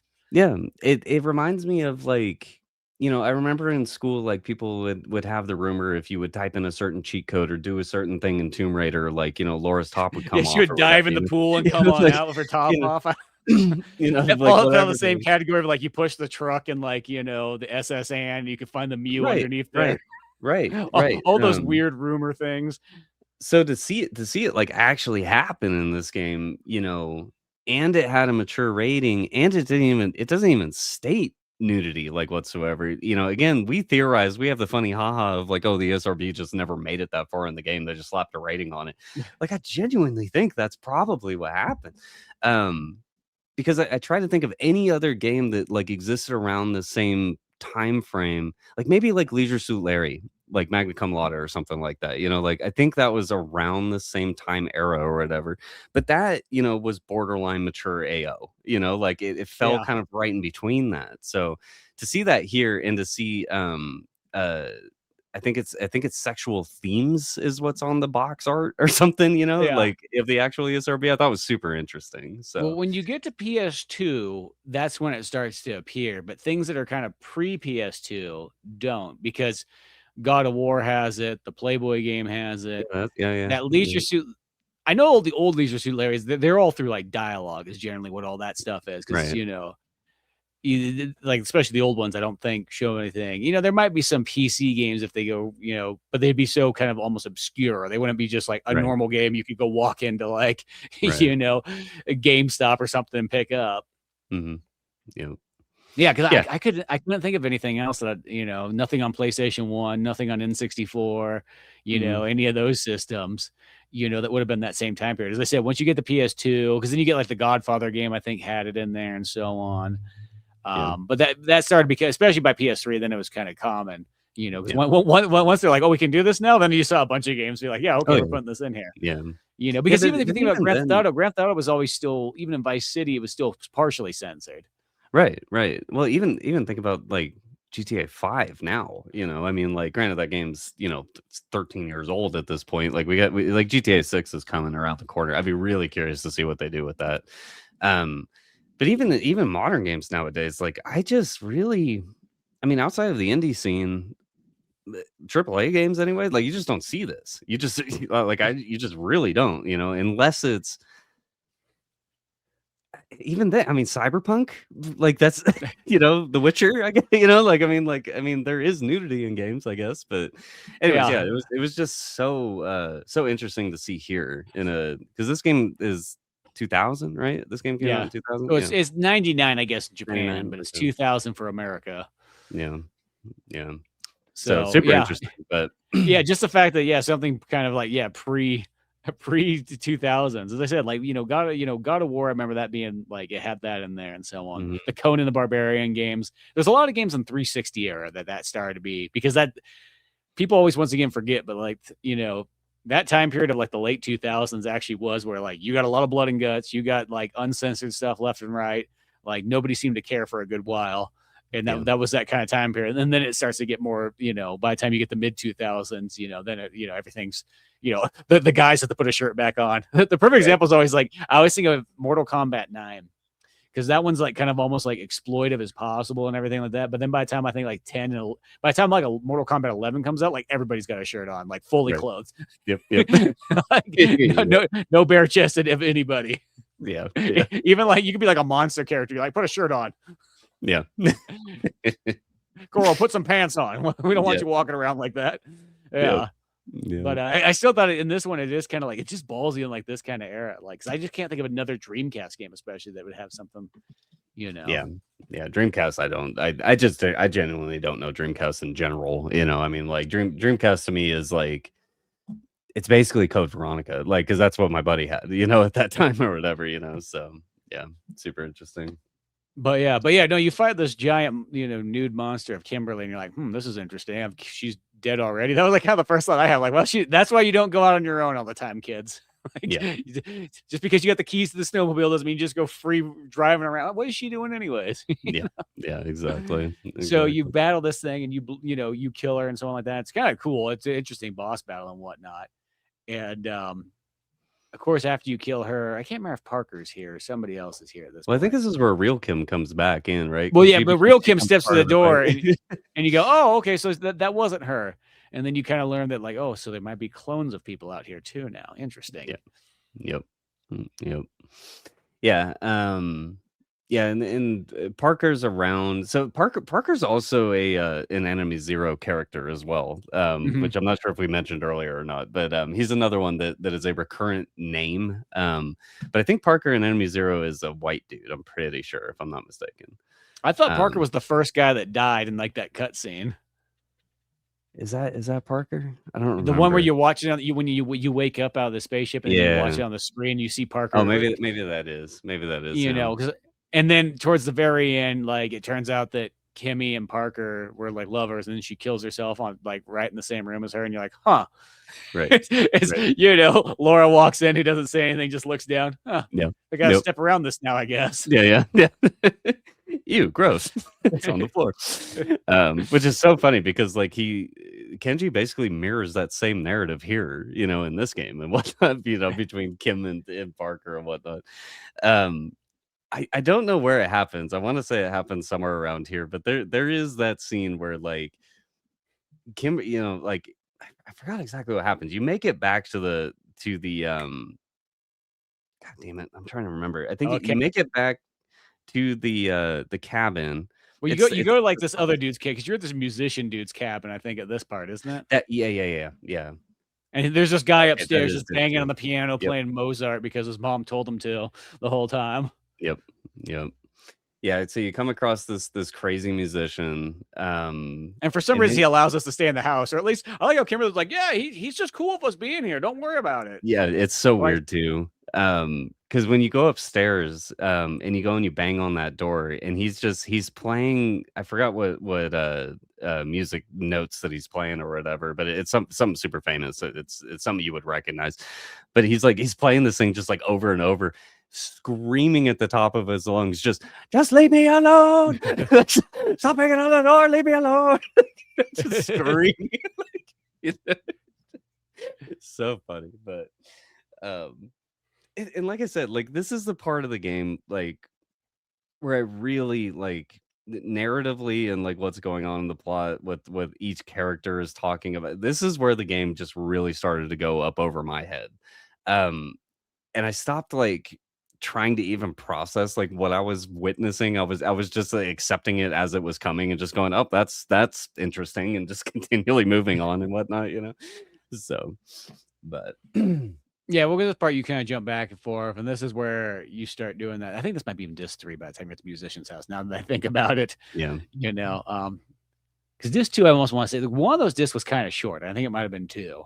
Like I almost felt like you battled that like Kimberly boss, and then maybe you battled another one or something like that, and then it was almost like kind of like the end of the house. Oh, you do find Or no, I was gonna say, do you find that priest guy yet? But I think that was even No, that because later on. that's all disc 3. Because you go from the music house to the priest house, back to the music house to the old woman's house, To back like to Martha's house. It was like, and my boy, I want him to learn to play the piano real yeah, good, so he's gonna practice that Mozart, even though he hates me for it. yep, yep. So basically, where we're at right now is just like in between every disc change too, there's like it continually drives back that sequence of what Spence was talking about earlier, where it just like it focuses in on this eyeball and like it just keeps doing this like type noise or whatever, and it's doing all these flashbacks to like the wars and all the shit that's going on in the world and this, that, and the other. Um and like and then it like throws you into the next sequence and like you're in the next cabin, you're in the next place or whatever, people are like sleeping around you, you're supposed to just like walk around, exhaust all the dialogue that you can. By the time I got to this section, because I had been through all those boss fights, and I start here, um I know that I'm supposed to go because I'm reading the guide at this point, and it tells you like, from the music house, like do all the things in the music house or whatever, and then go to the priest house, and then go back to the music's house, then go to the next house. And it's basically pointing you in directions at this point. This is where I just started to like mega focus because I have zero health items. I like literally have zero health items. I'm like At this level point, I've got about 35. right, It's I'm because I like feel like you level miss so by not being able to free look, you miss so many. You don't realize how much is of the stuff out there. way too many, You way too. you find some random health items here and there out in the snow that are like Mhm. next to impossible to see unless you just happen to stumble over that like little like dot poking out. Yeah, yeah. But beyond that, I feel Um, like the majority of the stuff you get from that free looking. well, exactly, and even like what's funny is like from disc 3, like about the midpoint of disc 3 onwards, there's really not a ton of like FMV sequences for you to free look around the environment anyways. So really at this point, I'm looking at the game going, because I'm looking at the rest of the guide and I'm like, I really don't have too much game left, like should I just bull force my way through this, and like basically just be a quick save like type run or whatever, where literally every encounter, every door, every blah, blah, I'm quick saving after everything, just to have that safety net, to be able to move on to the next section. So like this whole time I would go into combat and like, again, if I got a bad dice roll, I'd revert a save, and like rerun the fight again, Um, so this 3 took me the absolute longest out of all sections of this whole game. Mostly because like I am just going very, very slowly, piece by piece to get through it. Um, and really like what saved me is that by the time, and this actually happens in the disc 4, but I noticed that this because I reverted some saves last night too and checked on this. This game has a really weird feature where if you manually save in the game, so if there's a health item on the ground, right, in the snowfield, for example, you go up, you pick up that health item. It is now in your inventory. I now have +1 of that item. Okay. Mhm. If I save onto the VMU at that point, physically in game, if I save and then go back into combat, let something kill me. Okay. So I revert back to that save. Okay. Manually in the game without the emulation aside, just back to that point in the game. As soon as I spawn back into the game through that save, that item's back on the ground. Now I can pick it up again. So now I got 2 of those health items. Oh, so And you could just you can restart the just, game over and over. so the very final piece of this game where I left off at, but where I finished it last night is right outside that final. This is on disc 4 at this point, but this is right outside that final area. There's 2 bombs there and a health item and a shotgun ammo pack right there. What I was able to do is like I was able to run over to the G bomb, pick it up, and then run over to the health item, grab that health item, save right there, run around like a madman a bunch of times until combat started. I only had like 50 health at this point, anyways, I I was had gonna say, why 0 didn't you health just items. restart the Dreamcast Well, I guess you and could just do go to the that. title? I felt, Yeah, I guess felt you like could you're do that. going like a long way around just to get. Well, even then, I mean, even with like 50 health, because like it would really take like one or two hits from the enemies to kill me at that point, and then you Mhm. would get the game over screen, reload, blah blah blah, pick the items up over and over again. So by the end of the game, I am literally on my way up the final run of the mountain. I have I'm gonna one pull red this hat. out. I'm gonna pull the rug out real quick on you. There's also a faster way you could have done that. Those items always respawn. If all you had to do was run back inside the house and go sleep on the bed, Yes. and then walk back out, grab the item, grab the item, grab the item, run back in, sleep on the beds, and you could Yeah. skip the cutscenes. The only problem with that is though is that whole front area out there is combat. Like combat can happen out there. Mm. So inevitably, what was happening is every time I would pick up an item, I would manually save or whatever. If I was trying to run back to the house, like again, because I've played this section so many goddamn times, there's a middle point that has a polygon that runs right through it. That if you cross it and grab the health pack and come right back across, you initiate combat again. So like there's a handful of those weird things that were going on there. So, anyways, by the Oh, end of the I was gonna game, say what I did. I just want to point out this real quick, just because we're in that area. yeah, yeah. Is I would come out the house, I would turn, I would get the shotgun. The only reason I did this because I was loading up to go up that mountain. Get Mhm. the shotgun, grab the bomb, get the health back, save right there just in case, and then I would just kind of almost circle back, not the same direction I came, but the other way. And only about one third of the time would I run into a battle. Most of the time, Really I could go right up the stairs, go back to bed, restart the process, and do it again. interesting. Okay. And then I had worst cases that like you'd get damaged enough that you had to use that health pack you just picked up, Yeah. and that was it. And then I just go run back up and then repeat. Because for Yeah. me, I wanted getting those grenades was the most important thing. Because I was like, when I run up that mountain and there's supposed to be a bunch of enemies and everything up there, I was just gonna chuck the grenades. Is what I was gonna Yeah. do. That was gonna be my Yeah. thing. So I was Yeah. trying to And that collect as many grenades as I could, which I almost got way more than I needed. yeah. Yeah. Well, they give you like an insight. So I had one red health pack leading up to this section. I had one red health pack, no other healing items whatsoever, no meat whatsoever. I had two bombs on me leading up to this point. And without this feature, this would have been another Parasite Eve situation for me, where I You would would have have got just got stuck. stuck and just could not. I would have had to revert back, multiple hours, to catch back up to this point. So, did I cheese the game? 100%, 100% cheese the game. But I got it, and I think I took about half an hour, of grinding, just reloading saves and dying over and over and reloading saves and whatnot. I went with 25 bombs and I had 26 health packs at that point. By the time I was like, okay, it's time. Let's go up the mountain and whatnot. Yeah. But Well, in the I 20, almost think that thing was thrown in there intentionally though, because you did it by like a weird, actually, like off way. But I think the way of just sleeping it and every time you go to bed is it just yeah, restarts because then yeah, that gives you full health as well too every time you go to bed. yeah, yeah, So, but I felt like that was literally thrown in there just to be one of those ones that like this part's going to be real tough towards the end. Let's yeah. just let the player kind of have like a secret thing if they can figure it out. Yeah, yeah, and thank God it was there because I would not have Yeah. completed this otherwise. Because as soon as I grinded up enough bombs and had my health packs and whatever, health really wasn't a problem at that point. Once as soon as you get those bombs, because like No, because as the bomb soon you as just you chuck them out. as soon as you start combat, you just drop one on the floor and everything around you explodes, and it's just like okay, it's like on to the next. You know, The um, worst thing is if you get one of those creatures that like they kind of do the dash left and yeah, right, and they dash like kind of like too far to the left, and you threw the bomb this yeah, direction, they yeah, will get hit by it. That was the only time that was like, gosh darn it. Because the only yeah, thing is, if you have to switch weapons in combat, like it takes a moment. yep, It's just like drop the grenade down, yeah. pull the gun out. It's like it is not fast. Yep, yep. And the shotgun animation too. I was super like I was actually upset with how slow that animation is because like you fire and then and it's just a pump shotgun. It should be bam, bam, bam, like a regular video game, but no, bam, bam. It's just Yeah, like, oh and my it's funny too, god, it's because like so I slow. had that shotgun and I barely used it for the majority of the game until that final boss. Like just because I had all that ammo built up. Yeah, I didn't use it on a whole lot of things. I felt like the machine guns were generally just I don't know, they did the job. It was like the shotgun, I guess for certain things might do more, but because of yeah, how long it just felt like the machine gun was faster, even if it did a yep, little bit less damage. yep, yep.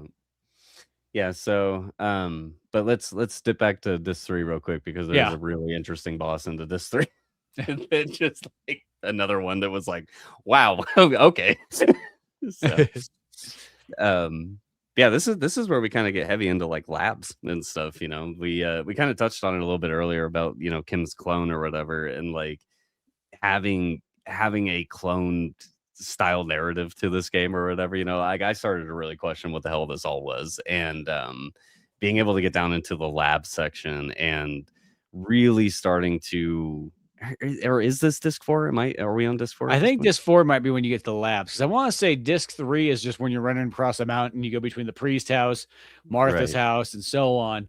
Because then eventually, like, what you kinda find in disc 3 from what I remember exactly is you find this time bomb, and this time bomb, of course, Parker wants it right off the bat. "Oh, man, you got a time bomb?" And stuff, and he's like, "We can Yeah, go yeah, across yeah. that bridge there or whatever. I'll just go blow it up." And then you battle one of the terrorist dudes from the plane at Martha's house. He just kinda shows up Yep. all of a sudden, and, he literally kills you at one point. Of course, it does the thing where you teleport back and you come crashing down like a Yep. meteor, on somebody else's, like, house property. Yep. But, so you have that there, and then I think the boss is kind of the really interesting one is eventually as you keep going back and forth between all these houses here, is the the musician guy dies, and I'm not really Yeah. too sure exactly how he dies, like, what he gets killed by. You just kind of one day you stumble up there like, "Huh, dead body on the ground. That's Yep. interesting." And then you're just like, "Well, let me go grab the items I need," and so on. But then, like, the mom that, sat down and talked to you for a bit, she goes up there and goes, "You killed my kid," or whatever, "and now I will Mm, fight you." yep. Yep. And That's this right. is the one where she's got these tentacles that kinda, like, pop out from underneath her and so on. She jumps back and forth, and you had to, like, shoot the tentacles first, and then the tentacles would suck back in, and then she would jump on top of the stairs, and then you could kinda just blast her in the head. Okay. Okay. This is okay. You're jogging my memory now. So this Yeah. is where I grinded my ass off in terms of fighting, in terms of hunting. Okay. And this is why I hate hunting so much in this game. So, okay. Yeah. You just jogged my memory. So, yes, there's a whole section where, you find these bombs or whatever. You're supposed to take the bomb to the gate that's at the end of the level. And like I had explained earlier, I had ran to the end of the level and back good 3 times, at this point. Um, so I finally understood like that whole portion of it. I get through all those cutscenes or whatever. Parker makes his way all the way out there or whatever. So I drive and I actually get on the snowmobile this time and I take it all the way out there and whatnot. Um, which also I'll get to it in a minute. I'll re-explain the cutscene that happens here. But so immediately after that cutscene happens, Laura goes right back into the open world environment or whatever, and what you're supposed to do is hop on the thing and get back to the musician's house to go fight this boss, right? To go fight the old woman or whatever, right? Um, so I had done that run where I jumped on the snowmobile, I did all the battles leading to her and whatnot. But by the time I got to her, I was like really screwed on health items at this point. I couldn't survive that fight. So I had to revert that save back to the snowfield at the bridge, right? And it's at this point that I figured out, okay, now I understand how to game the system at this point, because like if you take Laura and she can physically stand still, like she's standing in one particular spot or whatever, and the camera will like sway left and right depending on how she turns. And turning her in a singular spot will not engage a combat encounter, right? Mhm. So what I'm doing is like I'm manually turning the camera away from the snowfield to where it's unrendered in my view, right? And if you wait long enough, you wait 20 seconds, 25 seconds, 30 seconds, whatever it is, like it was some arbitrary amount of time. I would turn the camera back and sometimes rabbits would spawn, sometimes they wouldn't, and then I would just like turn her back the other way, like unrender the scene, re-render the scene, back and forth, back and forth, back and forth. And like every time a rabbit would spawn, it's like, okay, now then I like physically turn her to face that area. I may not be able to see it anymore, but I know the rabbits are there. So I pull L2, pull up the sniper rifle, aim, try my damnedest to hit the fucking rabbit or whatever, and grinded meats that way, dude. And I probably did that for 40 minutes just trying to get enough fucking meat, to be able to make them, back up the mountain, get back to the fight, do the boss fight and all the shit. And I finally did it. I finally had a really good dice roll where like I got all the meats I needed. I quick save right there. I go to my first combat encounter. Cool. It's just two Diglett dudes. Cool. I can deal with that. Take them out real quick. next combat encounter. It's something super easy. And I just got good dice roll after good dice roll after good dice roll, leading all the way back to that boss fight. And I finally make it to the house, and I'm like, cool, quick save right there. And I'm like, oh, it's like a whole hour of my life just stressing, just like literally in traditional gameplay style. If you had the health packs and stuff, like from the bridge back to that house probably takes you about 5 minutes. In my experience, about an hour and a half. And so again, like I was stressing around this portion of the game, like trying to keep up with health. So, you know what's the weirdest thing too? Is it just strange that the rabbits are the easiest thing to hunt out of all the choices you have? The caribou, I don't think I even shot a moose, because the moose would sense you from like the second you pulled that rifle if they started running, and then it's just like, forget it. I shot like 2 caribou, and then I never saw them ever again. And then I shot a couple birds, but they were a little bit trickier too. But those rabbits were like, that was your best chance, is the rabbit. Yeah. Now so they were tough in open areas. Where I found most success with rabbits is like there's long hallways, essentially. They're like mountain slopes or whatever, but the way that the geometry works is like it basically cattles them into this lane. They stick into like two polygons, basically, like of the flat part and the mountain part or whatever, and they jam into that corner and they just run straight. So it's like you can just aim right at their ass, and regardless of how far away they are, it doesn't matter because they're on the same plane regardless of distance. So it's just you aim down that path and just every time. So that was super easy. I figured that out. Like I said, I probably know way more about like these little minor mechanics of this game, probably more so than the average player, just because of how much time I spent doing them. Yeah, because you missed it. Because by not grabbing the items, it goes to show how difficult a game can get.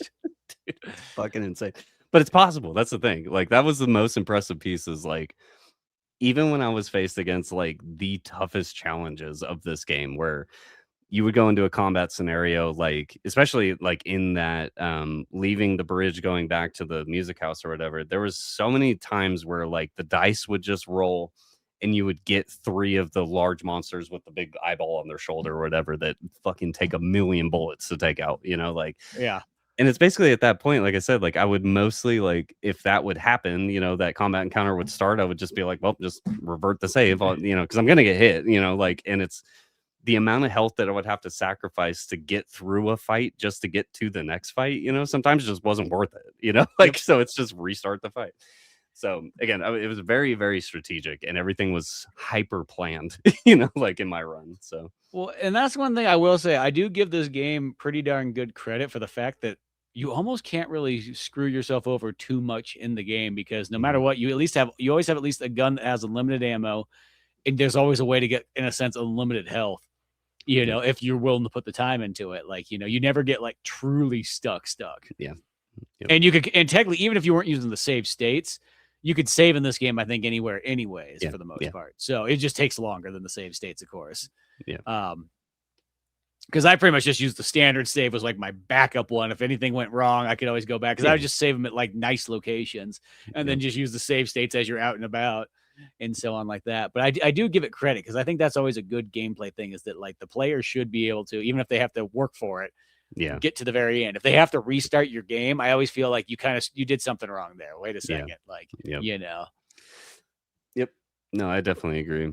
And how cool is this fight, dude? I love this mom fight, like the mom fight. Well, because really what I did for that one, because I only got hit by her I got hit by her a couple times, but I only had a heal once. But what I would do is I would chuck the grenade when the 2 like tentacle things came out from underneath her, and then it would pretty much almost kill them. You'd have to maybe shoot them a couple more times, but then she would just jump back up on the stairs, so I could just blast her there. And then I kind of just repeated that, and that kind of kept her at bay. Yeah.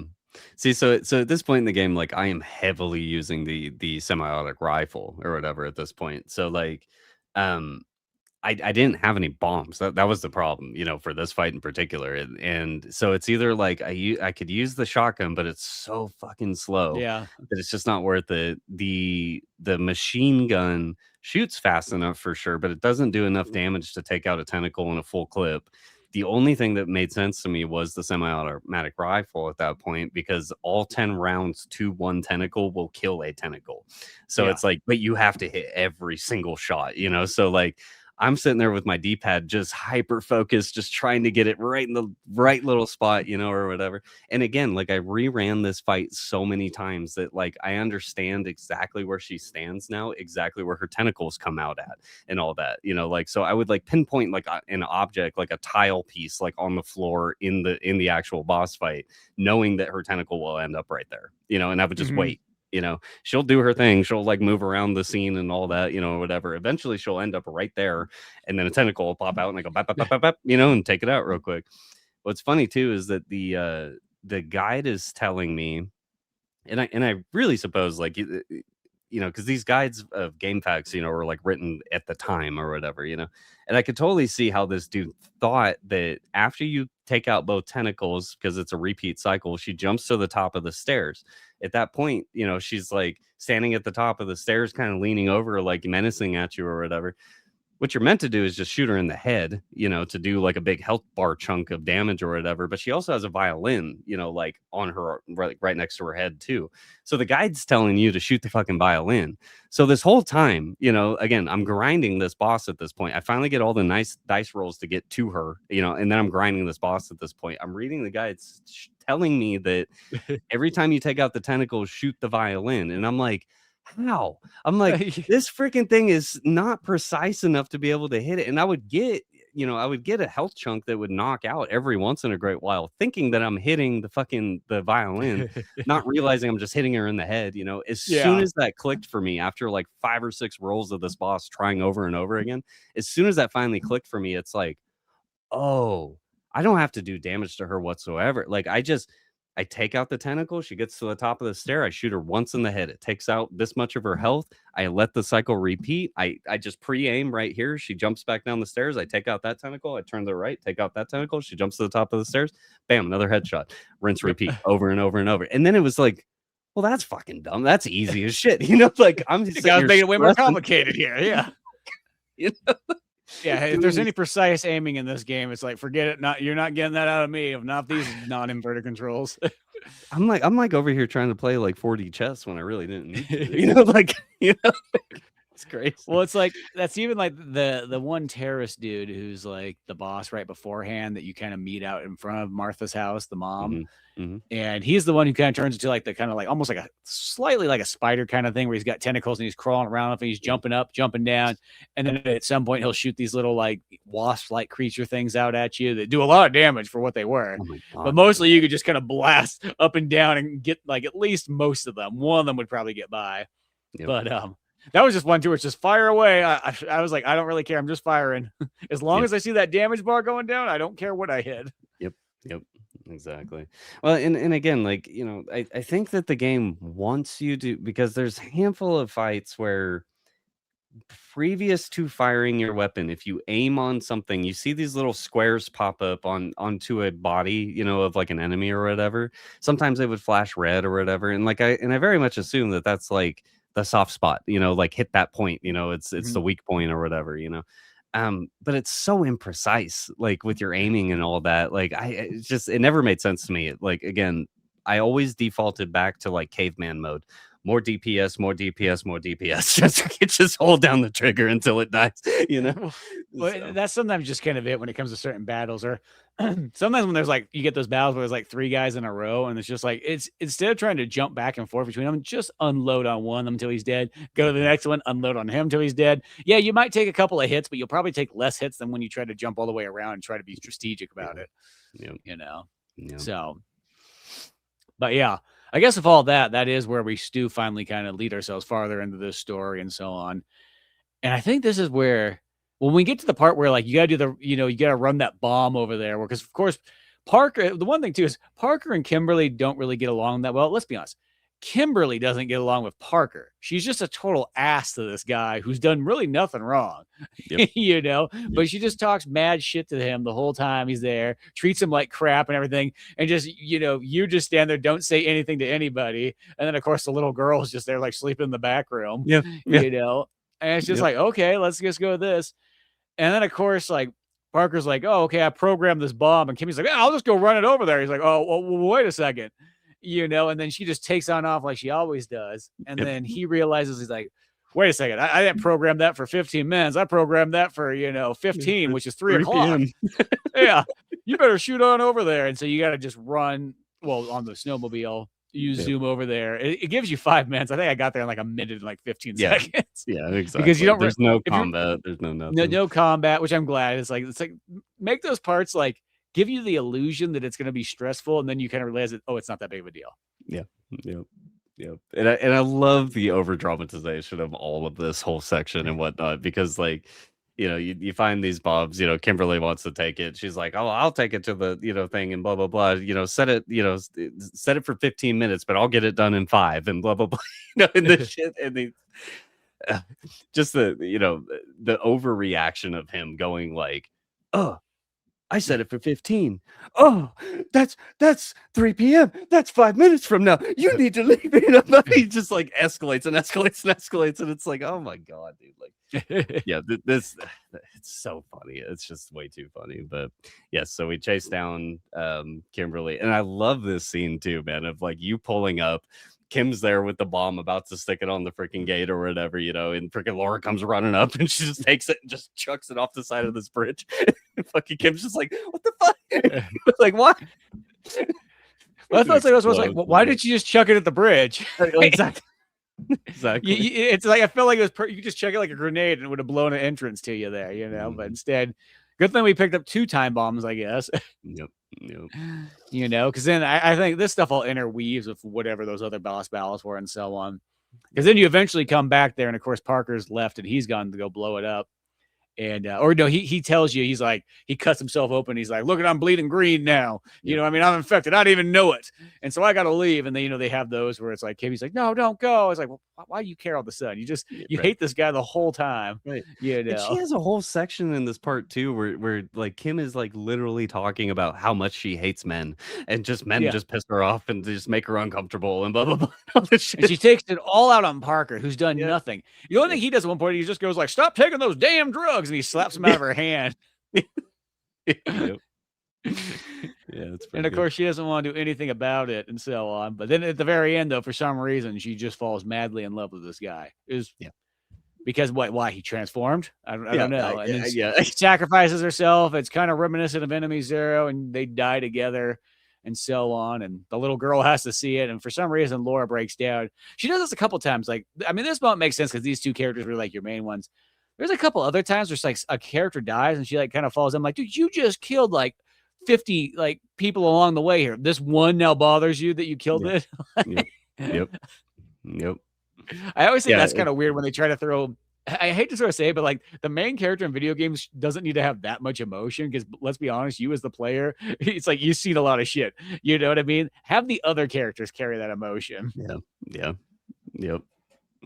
Yeah, no, exactly. I mean, there's just the whole this disc 3, disc 4 of this game, like I said, just went completely over my head. Like in what I was witnessing, what I was watching, I'm just like, I'm just baffled at everything that happens here right at the end. And I mean, like, I don't know. So you blow up the bridge, you make it to the lab. Like at one point, like the little girl just like fucking melts away like an ice cream cone. Like I don't really. I'm so scared, Laura. I'm scared. And she's like melting into the floor, and I'm like, what is really happening here? Like I'm so confused. But yeah, and then it's like, yeah, you when you go to that laboratory too, and you finally Laura speaks for once, and that's the only time she ever talks as well too. And you go in there, and I like how the computer in there is like your friend or your colleague can't come along with you, and you're just like, she's like, I'm fine, I'll just stay here. Yeah, like, I'll just sit out in the people lobby. just leave me everywhere anyway, so it's like, sure, okay, you go stay there, and then you go inside, and of course this is when you confront your mother or whatnot, and she tells you about how it's like a weird thing. She's like, this is where it goes in this long detail where she's like, I was a researcher and I came up to Canada and everything like that.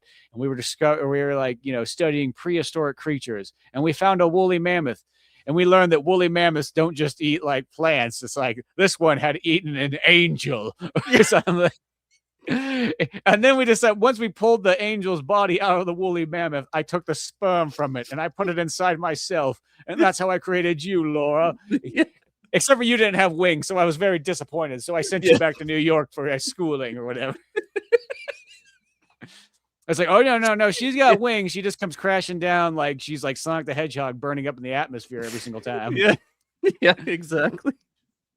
No, this whole part, man, because like again, with the context of I'm sitting on the couch with a 6-year-old, like watching this alongside me, and she's explaining about the fucking woolly mammoth and the angel and how you're just like this crazy, like, some kind of hybrid mix of both things and all this, and like I'm just like, okay, cool. let's keep this rolling, I guess. Yeah, and for some reason she tried other clones and stuff along the way, and they didn't work out. Laura's the only one that worked out. Everybody else didn't make it, and so on like that. And which this kind of leads you to like a partial boss battle. It's not really a boss battle. It's more just you just blasting your mother to death with a machine gun. She's like, pretty much like, she's just mom just like, hurt me, kill me. Yeah. It literally I can feel that machine gun blast. Right. So you're just blasting everything. You're like, you can see here. It's like, oh, there's some like, some bodies hanging up. You blast those out. You blast the side. You blast another side. After a while, I was like, dude, I blast all the sides. I'm like, oh, you have to blast them again. Like, okay, so I'm double shooting them here. And then just to top it all off is once and your mom's just like, kill me. I'm right here. Finish me, Laura. And you're blasting up. And then at the very end, after you've blown up everything around there that you could possibly shoot, she literally burst open like this giant vagina thing, and just like you finish her off that way. You're like, interesting. It's just like this like circular thing in front of you with these two like they're legs, dude. They're just legs, outwards or whatever. And it's just like you're just facing right into it, and it just opens up like this. This fucking eyeball sticking out. And I like the first thing is just like the first thing you do is like, I guess I shoot it. Yeah. Yep. Video game logic 101, like the shoot first.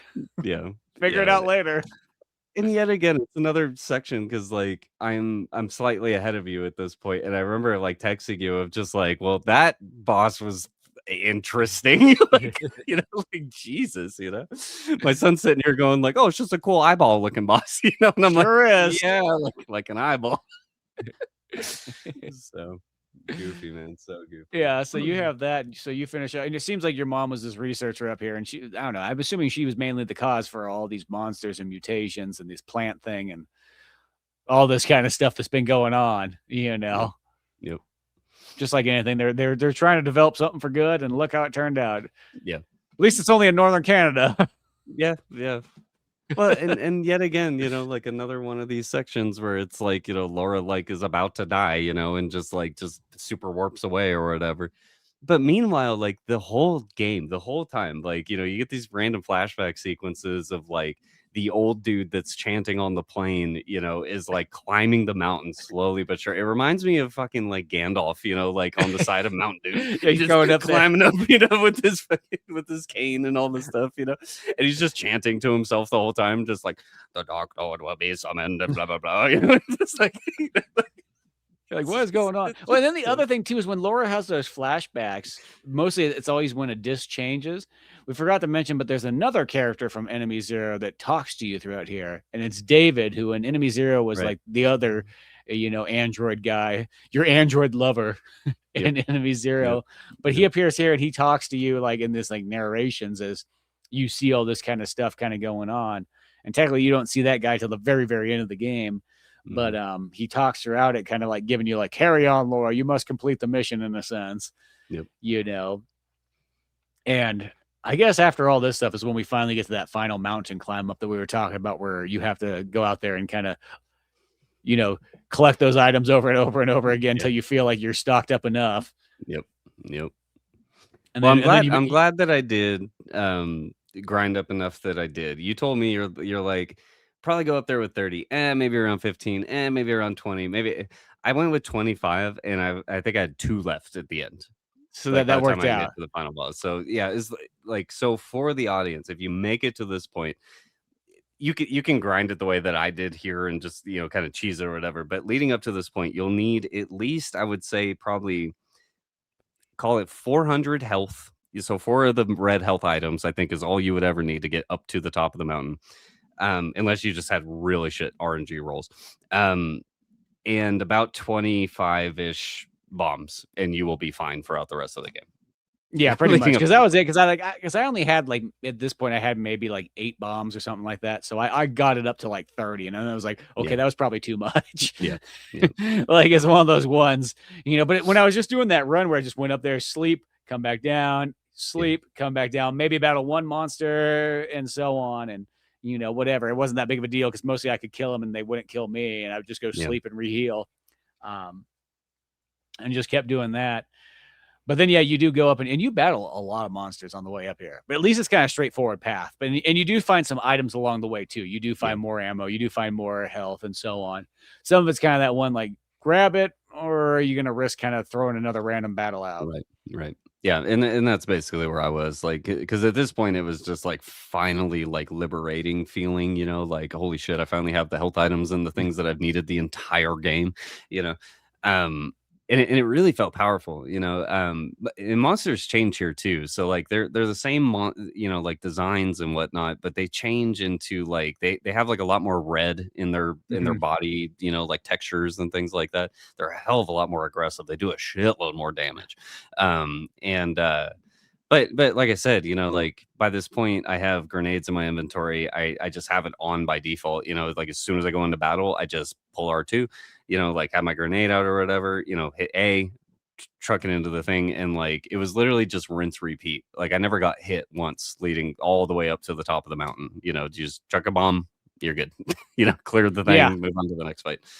because that's pretty much what I did. And if there was a singular enemy, I just switched back to the machine gun. That was the only Hmm. thing I did. I switched back to machine gun, shot him, then switched back to grenades and kept going. Yep. Yep. Yeah, and pretty much like you're going all the way up to what we see in a cutscene Death slightly Mountain. beforehand. Yeah, it's basically Death Mountain, and yeah, it's just the old dude. The old dude has meshed in with the meteorite style looking object, thing or whatever, and is becoming one with the dark force or whatever is going on. So, Yeah, and um, just becomes this giant mutated thing together that you're gonna have to go in this cave and battle. mhm. And right off the bat, dude, as soon as this design is shown, because like it shows like, the old man is like in this, to describe it, it's almost like a crystal like looking thing, like floating underneath this like mega brain looking thing, with all these eyeballs and stuff like that. And I, this is going to stick with me for the rest of my life, because like I made the connection immediately in my own head, and I had to like find the image, download it, text it to you, and I'm just like, dude, like the fucking boss looks like, if anybody is an Aqua Teen Hunger Force fan, there's the Mega Brain episode where, like this dude just knows everything, and he goes to this like wings place or whatever with all the other boys, in the Aqua Teen, and they like they have like trivia night that he goes to every night and whatnot. Anyways, that character just to a T, to an effect, like reminded me so much of this final boss. I was like, he's just the mega mind, like type, This big old head and everything like that. so goofy, so goofy. No, the second you said that, I was like, "Oh, I remember that character. That's Yeah, totally right." yep, yep. Well, and this one's just kind of a weird one too, because it's kind of a long battle, but it's not really. The upside is the challenge was just climbing up the mountain, and really, once again, if you had the grenades, that kind of solved that problem. At Mhm. least this one's kind of a straightforward, where it's just more like, in a sense, like a giant cutscene that you happen to keep shooting at. And all I did is, since I had the shotgun, I'm like, well, I have all this ammo I've built up this entire time. I'll just pull the shotgun out for here, and I just pointed straight ahead and just kept firing over and over. And he does some interesting things where like this stuff would probably maybe throw you off, but I just kept shooting, is that he'll start to cut your senses off, but your video game senses. So at first he like takes away your vision and so on like that. So your screen kind of goes black, but you can Mhm. still hear that you're shooting. You still see the damage bar go down. You can see some of the other stuff like your health and everything like that. So you just keep firing, keep firing, keep firing, keep firing, and then eventually he'll take away another one. He takes away the sound, which I actually thought was kind of interesting, because then you're just looking at a black void, Yeah. and and you just gotta assume that you keep shooting and so on like that. Just keep tapping A, you Yep, know.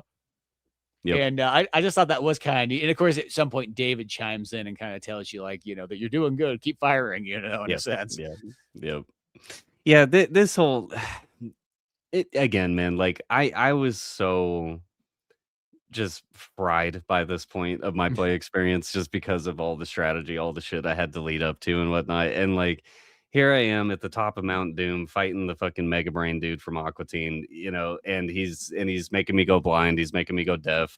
I'm just watching a health bar at this point. I'm literally like the whole screen is black except for this like health bar. And I know that I'm hitting it because it's just like going chunk, chunk, chunk, chunk, chunk, chunk, chunk, chunk, chunk, just like very slowly, just slowly chunking away. No audio, no visual, no, and I'm just like, what is this, dude? Like again, like there's so many times that crossed my mind playing this game. I'm just like, what? What is this? But eventually, like you said, like David comes into play and you hear this voice and whatnot, and he's talking and he's monologuing to you again and again. For whatever reason, on my end, it was just super echoey. I couldn't understand what the hell he's saying. I'm just hearing wah, wah, wah, wah, wah, wah, wah, wah, wah, like that's all I could really hear. Yeah, well, we're gonna have to look at your version there for a second, or your like emulation, to see if there's something off on the settings. Because yeah, it was bad. It was bad. I really had no idea what the hell was going on in this part. But eventually, like, and this is really like because I got stuck here too for a good long while because like eventually my guns just stopped working. The health bar wouldn't go down any further. I wasn't firing anything, and like it was just stuck, and like nothing was happening. What you're meant to do is open your inventory and pull out the little disc thing that he gives you that he like slots into your pocket or whatever, Yeah, well, the thing from that feels like if you played D1. Yeah, I feel like you that seems understand it. It makes more sense because she pulls out her compact or whatever, which in that game it just gave you clues or whatnot. Mm-hmm. And he says he's like, remember that object or whatnot, and she kind of goes back and forth between that thing the whole time. She's always picking it up and dropping it and so on. Yep. So I was like, oh yeah, pull that item out there, and you pull that out, and it pretty much finishes that guy off. Yeah. So I had a good 3 minutes of awkward silence of just like waiting for something to happen because I couldn't understand what the dude was telling me. That probably makes sense. And then eventually I felt like figured it out. I was like, oh, there's a new thing in my inventory. I should probably click on that. Oh, okay. Now the cutscene progresses. That's what that did. So, again, yeah, the last hour of this game for me just kind of fell flat on its face, but it's pretty funny regardless. I feel it's like one of those ones just that like turning things off and so on. Once again, it has kind of that Psycho Mantis kind of thing going for it, where it's just kind of messing with the gameplay and so on like that. Yeah, doing that kind of stuff. So it was kind of interesting in a way. But then of course you finish this guy off and so on. And then it's like, I want to say after his like finishing whatever monologue and you put it into this, you literally, is this when you get kind of teleported back to New York? And it's like you've gone back in time just a fraction. You've gone, because it's like this 15 game, minutes before the turnover of the year. Yeah, because this thing's, I kind of forgot, but like, oh yeah, it's like a Y2K game is really what this game is at the end of the day, and you're back in like New York. It's like the countdown to the new year. It's 1999, December 31st or whatever. And so it's counting down, and you're like in this bookstore for some reason, and you're flipping through and you see a book by like Kimberly in there. It's like, and of course this guy walks in, he's like, oh, you like Kimberly Fox's books? It's like, no, not really. They're actually pretty sad, depressing. Yeah, that's what I always thought. There's a reason why nobody buys them. Yeah. Yep. And of course, this guy kind of goes on. He's very like forward and whatnot. Like, he's just like, hey, he's like, oh, I picked up your like compact. It has your name on it. Don't mind me. Yep. Yeah. I again, like, I just really didn't understand what was even happening at this point. Like, you're told the whole game, like Kimberly is constantly reminding you, oh, you need to find David. You need to find David. David's here somewhere. You need to find David. And it's like, but there's no context for it whatsoever. And now that we're here, after hearing about this the whole game and whatnot, and then you're just talking about a book written by Kimberly, or whatever, in this bookstore minutes before the changeover of the year and whatnot. I'm like, it lost me at this point, dude. Like, I'm just like, okay. There's something about David. I guess like the same way that David saves her in Enemy Zero, in a sense, at the very end. Where he uploads himself into the computer. Maybe it's something like that, where in this thing here, because I do feel like this was a time warp, because for some reason I thought when you were in Canada it was like post Y2K. Yeah, like it was in January or something like that, and then this was here, but I could be kind of wrong. But it seemed like for some reason by you finding David, actually, maybe it stops the getting in the plane, going the terrorist thing or whatever the Right. heck. I don't know. Yeah. Because it's kind of weird because it's like you have that. Then I was wondering, like, literally, what happened to that little girl? Is that like That's what I'm saying. she She never comes literally back? she just she screams that it hurts and that she's, like she needs help or whatever. She melts into the floor. Laura screams, lays down on the floor, and then does this That's boss it. fight, and then she's in New York. And it's like, okay, little girl, I'll see you, I guess. No Yeah. idea. No idea. Yeah, you'd never see it. And then, of course, once it cuts the credits or whatever, there's like this, like, it's like Eno comes in here. He's like, I got something to say, yo. I know you all came to play a video game, but there's something that's been bothering me the last while. Let me put my hippie agenda like out here. God. And he goes on for this. He's like, all that footage you've been seeing of dinosaurs and poor people and war and the Wright brothers and all this stuff. They kind of like just trying to get across this like weird message and so on like this and trying to relate. I felt like it was really trying to relate. It's like the dinosaurs had their time and the meteorite hit and that took them out. And you know what? That can happen to us at any moment now. So you know what? Here's how many people have AIDS right now in 1998. Here's how many people can't, who are illiterate. Like it's like 1 billion of them. I was so confused. Like again, here's how many people can't afford a Dreamcast. That's stats that should have gave up on there. Just should have made you feel shitty for being a gamer. Yeah. I just, dude, how many people in the world can't afford all 4 controllers? Yeah. How many people can't afford D2 in 2026? Yeah, exactly. Exactly. Inflation's gonna be so goddamn high by the time this goes. But I mean, it goes on, like this list goes on for like 15 minutes or something like that, like literally.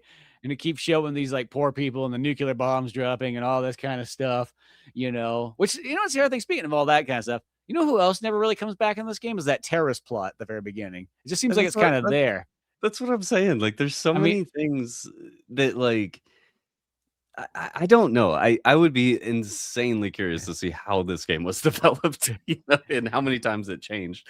Yeah, I feel like the terrorist plot is supposed to be kind of a red herring thing, though, making you feel like you're getting into a completely different game than you really are. I think that's kind of what that is. But I'm still kind of surprised that other than the fact you run across one of those dudes that you fight as a boss, like that's kind of it for them. Yeah. I really have no idea. Like I said, I was just as confused in my first 5 minutes as I was in my 10th hour of this game. Like it's such a weird plot. It's such an out there game. All I can really say, like, to the audience, like, by the end of this game, by seeing credits, is that there's not one portion of it that I didn't have a good time with. I may not remember every little bit of every little thing about the game, because it was so out there and it was so crazy and like, but again, like I sit back and like, there's not like one piece of this that I am sitting back thinking like, oh, that sucked. I don't want to do that again. Like now my own self idiocy of like not understanding very core basic mechanics or whatever, like made this an insanely interesting playthrough for me, because like I really had to strategize and the game's not built that way. It's not meant to be played that way. However, you totally can play it that way. And it makes me hopeful for the person that does pick this up that maybe runs into that same problem that I did, where you just like aren't fully paying attention through everything and you do miss very key items and you miss very key things, and whatever. It's totally, the game is possible, to do with a little bit of cheese strategy and a little bit of thought, but again, at the end of the day, I just like, I sit back and I'm thinking about it and I'm just like, I have no idea what this game really was, or like especially with its story and plot and narrative and how it ties into the greater scheme of what Enemy Zero was, what the original D was. But this, I think we said it proper at the end of Enemy Zero, where we're like, Kenji just kind of feels like the Timu Kojima, and I know we continually bring that up, and like I really, really feel that here, like where, and it sounds so derogative, it sounds like such a dig and whatnot, but like there's there's core things about Kojima that like he just nails and will always be good at, and that is just him. And then there's copycats out there in the world that try to be him. And that is very Mhm. much what Kenji is here, like in so many different facets. And it's not bad. It's not a bad thing whatsoever. It's just a funny haha way of describing him. But um yeah, in general, I'm glad we played this, but I at the end of the day, I have no idea what the fuck I witnessed. Like I don't know what this game really is. And I you know. think that's what I really think it's supposed to be. It's not necessarily like, one of those ones, like a specific story. I think it's a lot done with kind of like theme and emotion and that kind of stuff. I think is what he's getting across in here. Yeah. Not like, there's not like a straight like, point A to point B storyline and here's the breakpoints and all that kind of stuff. I think it's supposed to be it's literally meant to be like a philosophy kind of like you sit down and you ponder like the stuff. And it's Yeah. not necessarily be like there's an explanation, but you're supposed to just make you think. And I feel like that's what he's shooting for in it. That's what I kind of took from all like the weirdness of it. Mm, It is kind of a little bit jumbled in that way, but at the same time, I'll say like gameplay wise, it's actually one of the most like fluid games the whole way through because as you said, it's like there's not a single part in the game where I go, oh, there's that part that I have to go back through again. Cause that's a lot of times I'll think of like a lot of like survival horror games and so on. But there's like when you go to like play them again, like especially if you play them back to back, not like I'd really feel like the need to go play this one back to back, yeah. Yeah. over and over. But like at least there's not like if you had to do another run of this game like tomorrow, well, one, you could probably blast through it quite quickly especially if you skip the cutscenes, which at least you're allowed to do it in this. But there's never like a scene where it's like, oh, I have to do this part here. Oh, that part kind of Mhm, sucks, or that mhm. part's kind of a pain in the ass. Like, in a sense, there's not really any of that stuff in this game. I do kind of give it credit where it's just like, no, it actually everything in it like feels pretty fluid and so on like that, Yeah. and I'm kind of glad because he kind of did the exact opposite thing that he did in Enemy Zero, where Enemy Zero, he made that game like so like stupidly kind of hard if you really think about it, especially if you're playing on Sega Saturn itself, that like it's just gonna nobody's gonna want to play it. Like, it's like he's almost just doing it just like that's like a game that was like made to be like streamed in like the future where like Oh, yeah. people would play it and just be like, well, look, I can get through it. Yep. Yep. Like Yep. that kind of stuff. But back in the day, it's like, who are you gonna do? Tell you like two friends at school about it, that you made it through Right. there after Right. playing it for 50 hours? Yep. Yep. Yeah, it's like yeah, so it's like one of those ones where this game I felt like he did the exact opposite where he's like, no, we made this game where it's got challenge in there and so on like that, but you could never really get screwed over in it. You can always keep trucking through it, Mhm. you know? Mhm. And if you grab kind of everything, you're not really going to have too much of an issue for the most part. Yeah. Yeah. And if you save reasonably and all that kind of stuff, you'll be totally fine. Oh, yeah. Yeah. Well, and the other comment I can give it is now that we have the full context of his 3 major games, um, where D and Enemy Zero very much felt well, I can't even say that. Like I was gonna say like experimental. This game is very experimental. I But think they're all but it experimental, like in different ways. yeah. D is probably the most straightforward one, Mhm. because at that time period, that those kind of games are a little bit more like, I'm not gonna say common, but there's other games that are like that style. It's not like it's going too far out of left field. Where Enemy Right. Zero and D kind of like, let's try something really different on these ones. Yeah. Yeah. Yeah, I just think that this game feels directionless, I think is the best way to describe it, is that, like, because from the very get-go, you're on the plane, the terrorist thing's happening, people, like, it's a very real world scene, like something that could happen, like a terrorist attack on a plane and whatnot. And then it just goes to wacky town, like with like I said, the random priest and like the chanting guy on the plane, like the crash, the meteor, the strike, like all the stuff that happens in this game, it's just like it starts to go out of left field. It's not a bad thing whatsoever, but it's just insanely hard to describe. Like I've been sitting even going to chat GPT, dude, and like asking it questions about D2, like there's not a whole lot of data about this game to begin with on the internet. Like even finding Those for game feels facts like guides probably are like the most like amount of data on this one. yeah. Um, a lot of post and research that I did, even in videos, like there are videos out there on YouTube that describe this game as well as they can and things like that. But most of the people that play this, talk about core mechanics, they talk about gameplay function, they talk about exploration, the things that the game has. When it comes to this game's story, like I haven't.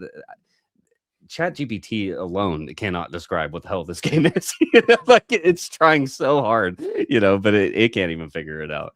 Um, you know, like I watched a really, really good D and Enemy Zero YouTube review, you know, from a very particular YouTuber.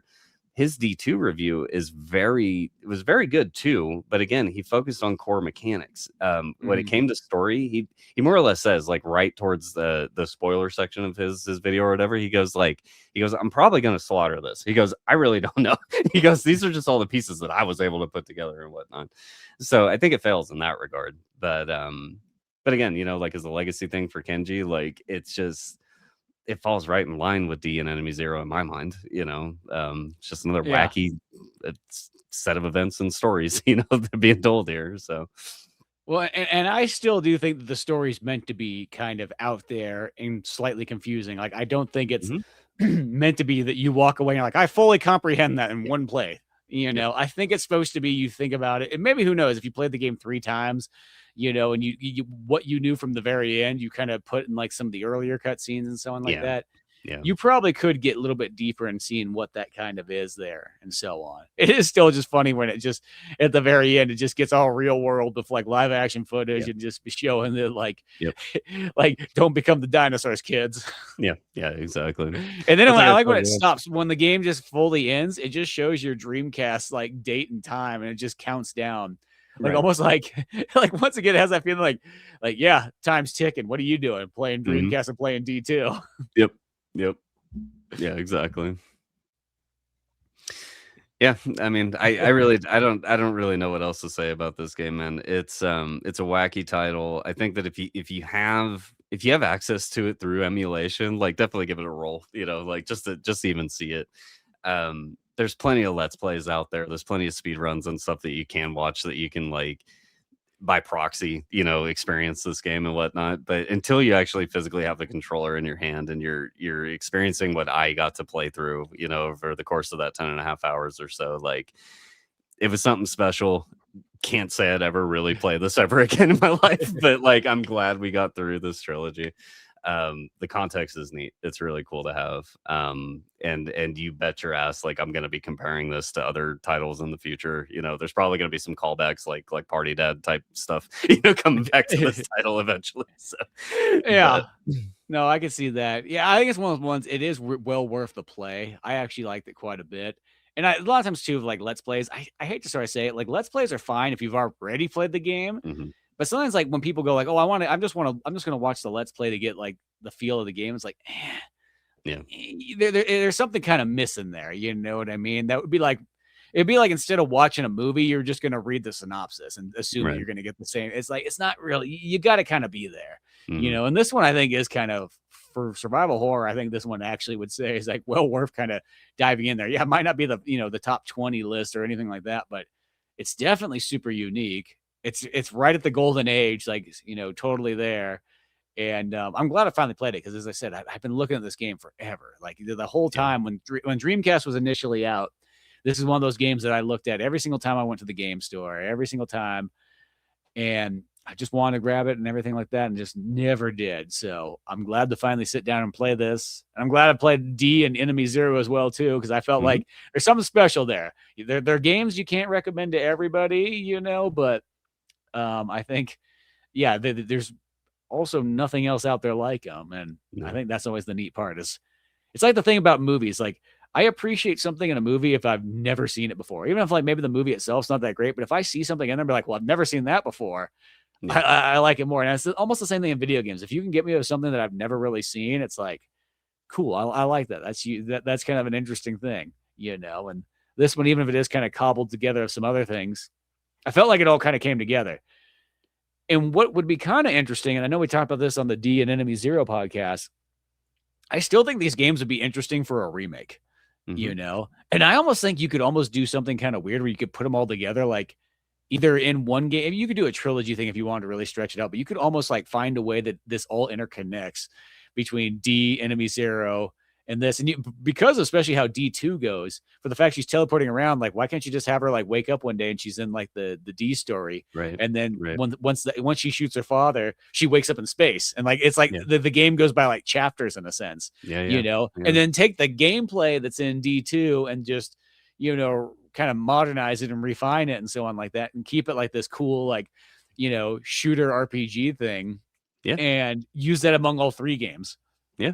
You Yeah. know, and No, then I integrate some completely- puzzles and so on. It's kind of interesting because I think this game actually didn't have any puzzles for the most part. It just, you had to Mhm. memorize a couple like numbers, Yeah. yeah, Yeah. which you just take a picture of or write them down. And Yeah. Yeah. other than that, though, it's like once again they kind of streamlined it. I felt like it was after Enemy Zero. I think he he went in his story kind of wacky, but I think he wanted to make sure that the gameplay was pretty much like Yeah. he wasn't going to ruffle any feathers on that part. He was like he was Yeah. going to make it good and fun. Yep. Yep. And I think that's really what carries this experience for sure. Cause like if it was bad gameplay and this type of plot and whatnot, like I probably would have been texting you within the first couple hours going like, are we sure? Like, you know, like It's a little bit of a slog, yeah, you but, know.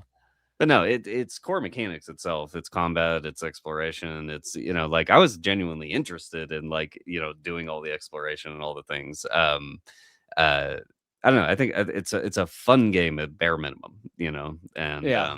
that definitely says something about it. So Well, and the nice thing too is it's not really that long. I mean, you had a couple extra hours because of yeah, that, but like it's one of those ones. If you went to go play through this again, even if you watched all the cutscenes, you know, you could probably walk away in this game in like a 7-hour run, yeah, realistically. If you yep, don't spend a whole lot of time getting lost or anything like that, and you kind of go from point, really, if you didn't get lost or anything like that, and you didn't have to sit there and do any extra training, you know, you just did what you needed, you probably could almost even beat this game in like 6 hours. And that's not like trying to speed oh run yeah, it. That's just like, you know, you just know what you're doing. yeah, yep, yep. You know, I think you could, but no, this one's cool. If you had to give it a rating on our Resident Evil S rank system, where do you think this one would fall? Hmm. Honestly, I probably a C, a Charlie, like a middle of the road type game. Like I wouldn't. This would be a very hard recommendation for most people that enjoy this genre. For me, anyways. Like Well, I would say most people nowadays. I think if you enjoy the genre from back in the day, oh this one's sure, not that far off. Because you know, sure, if you're into like the PlayStation, you know, Dreamcast kind of survival horror era, I don't think this one's too. Because in a sense, it has a lot of, you know, things you're gonna expect: tank yeah, controls, item systems, all that kind of stuff. yep, yeah. I'd feel comfortable giving it a C. Whereas I think like D would probably be like that C minus range, and Enemy Zero for me. And unfortunately, like the Enemy Zero is a cool concept. It's just it was my experience. It was my emulation situation. It was blah, blah, you know, that game in general just like is a D to me. But like I think D2 in general like finally brought it's the culmination of the best hits of D and Enemy Zero put together in a brand new plot, brand new setting, brand new thing, you know, with new mechanics. And I think for that, it's just like it's like a 70%. It's just right down the middle C, you know, like so it's good. Yeah, It's good, you know, it's good enough. So I think I probably liked it like a B plus. I liked it quite a mhm. bit. You know, I thought it was still pretty neat. All in all, like as I said, there was nothing in the game that ever just kind of was like, man, that sucks. Like none of Mhm. I think that's I almost there's games that I probably would actually give a higher rating that actually have more scenes in it where I go, oh man, there's this part here. I'm just kind of glad this one was like, I just had a good time the whole way through. Every boss battle was cool. I never felt like I ever got really screwed over in the game. Yep. Even if there was some kind of goofy stuff and so on like that, it never like affected me enough. You know, and it's like really once again, if I went back and played it again, like I would know like that classic thing of like you can use a lot more of that ammo. Don't worry about it. Like, Yep. you Yep. know, you're good. Yep. So no, I enjoyed this one. And it's one of those things, as I said, I think it'd be prime for a remake. I know at this point Mhm. nobody's really willing to probably pull this one out of like the Yeah. closet, but you know, I think there's something there that would be just neat, you know, even just like the style, like, you know, like when you do see some like indie games that are kind of aping other people's styles, this is like one that's like, it would be interesting to see somebody kind of make a game in this style and just like really Yeah. dial it in, you Yep. know? Yeah, and I think that this, especially because has passed away at this point and whatnot. I think a spiritual successor to this would make more sense than a remake. Like if some indie dev went out there, like a team of like 3 people, like wanted to remake D and like the general scheme of Kenji Eno style titles. I think they could totally take this medium and remake it in something like Unity or Unreal or whatever, like in a modern sense, and just redo it. Yeah, for that I could totally agree with that. I just don't think we'll ever see this in a AAA sense. Like No. you know. No, because even back in these days, I feel these games, like, I mean, graphic wise, I think kind of puts them in that AAA category and so on Mhm. like that, but yeah, it is that one. And for the fact that Kenji's not around anymore too, I think that does kind of like probably put all these games to rest. Yeah, But I still think like if you kind of found a way to weave them all together, like kind of like one of those ones where it's like almost a reboot, I guess you would almost sort of say. But like, and just you found a way to fit the trilogy as in like one narrative and kind of combine things and kind of piecemeal like what was best out of them, adding some new features and so on. I think there's something to be had. You yeah, know, make them a yep. VR game. Hell, that'd be the thing Yeah, to there you do. go. There you go. Because once again, these games always feel like they're that proto VR type game that there Mhm. wasn't VR for them to be in, but that's what they are. Yeah. Yep. But yeah, D2, go check this one out. I do think it's probably like in a sense one of the, if you had 5 survival horror games on your Dreamcast, this could be one of them that you should try out, Yep. once you passed all your Resident Evils and Dino Yep. Crisis. Yep. But but yeah, beyond all that good stuff, you can always check out more podcasts of Silent Evil on Old Man Orange on YouTube and Spotify. But till then, I'm Spencer Scott Holmes. And I am Cameron. And we'll see you some other time.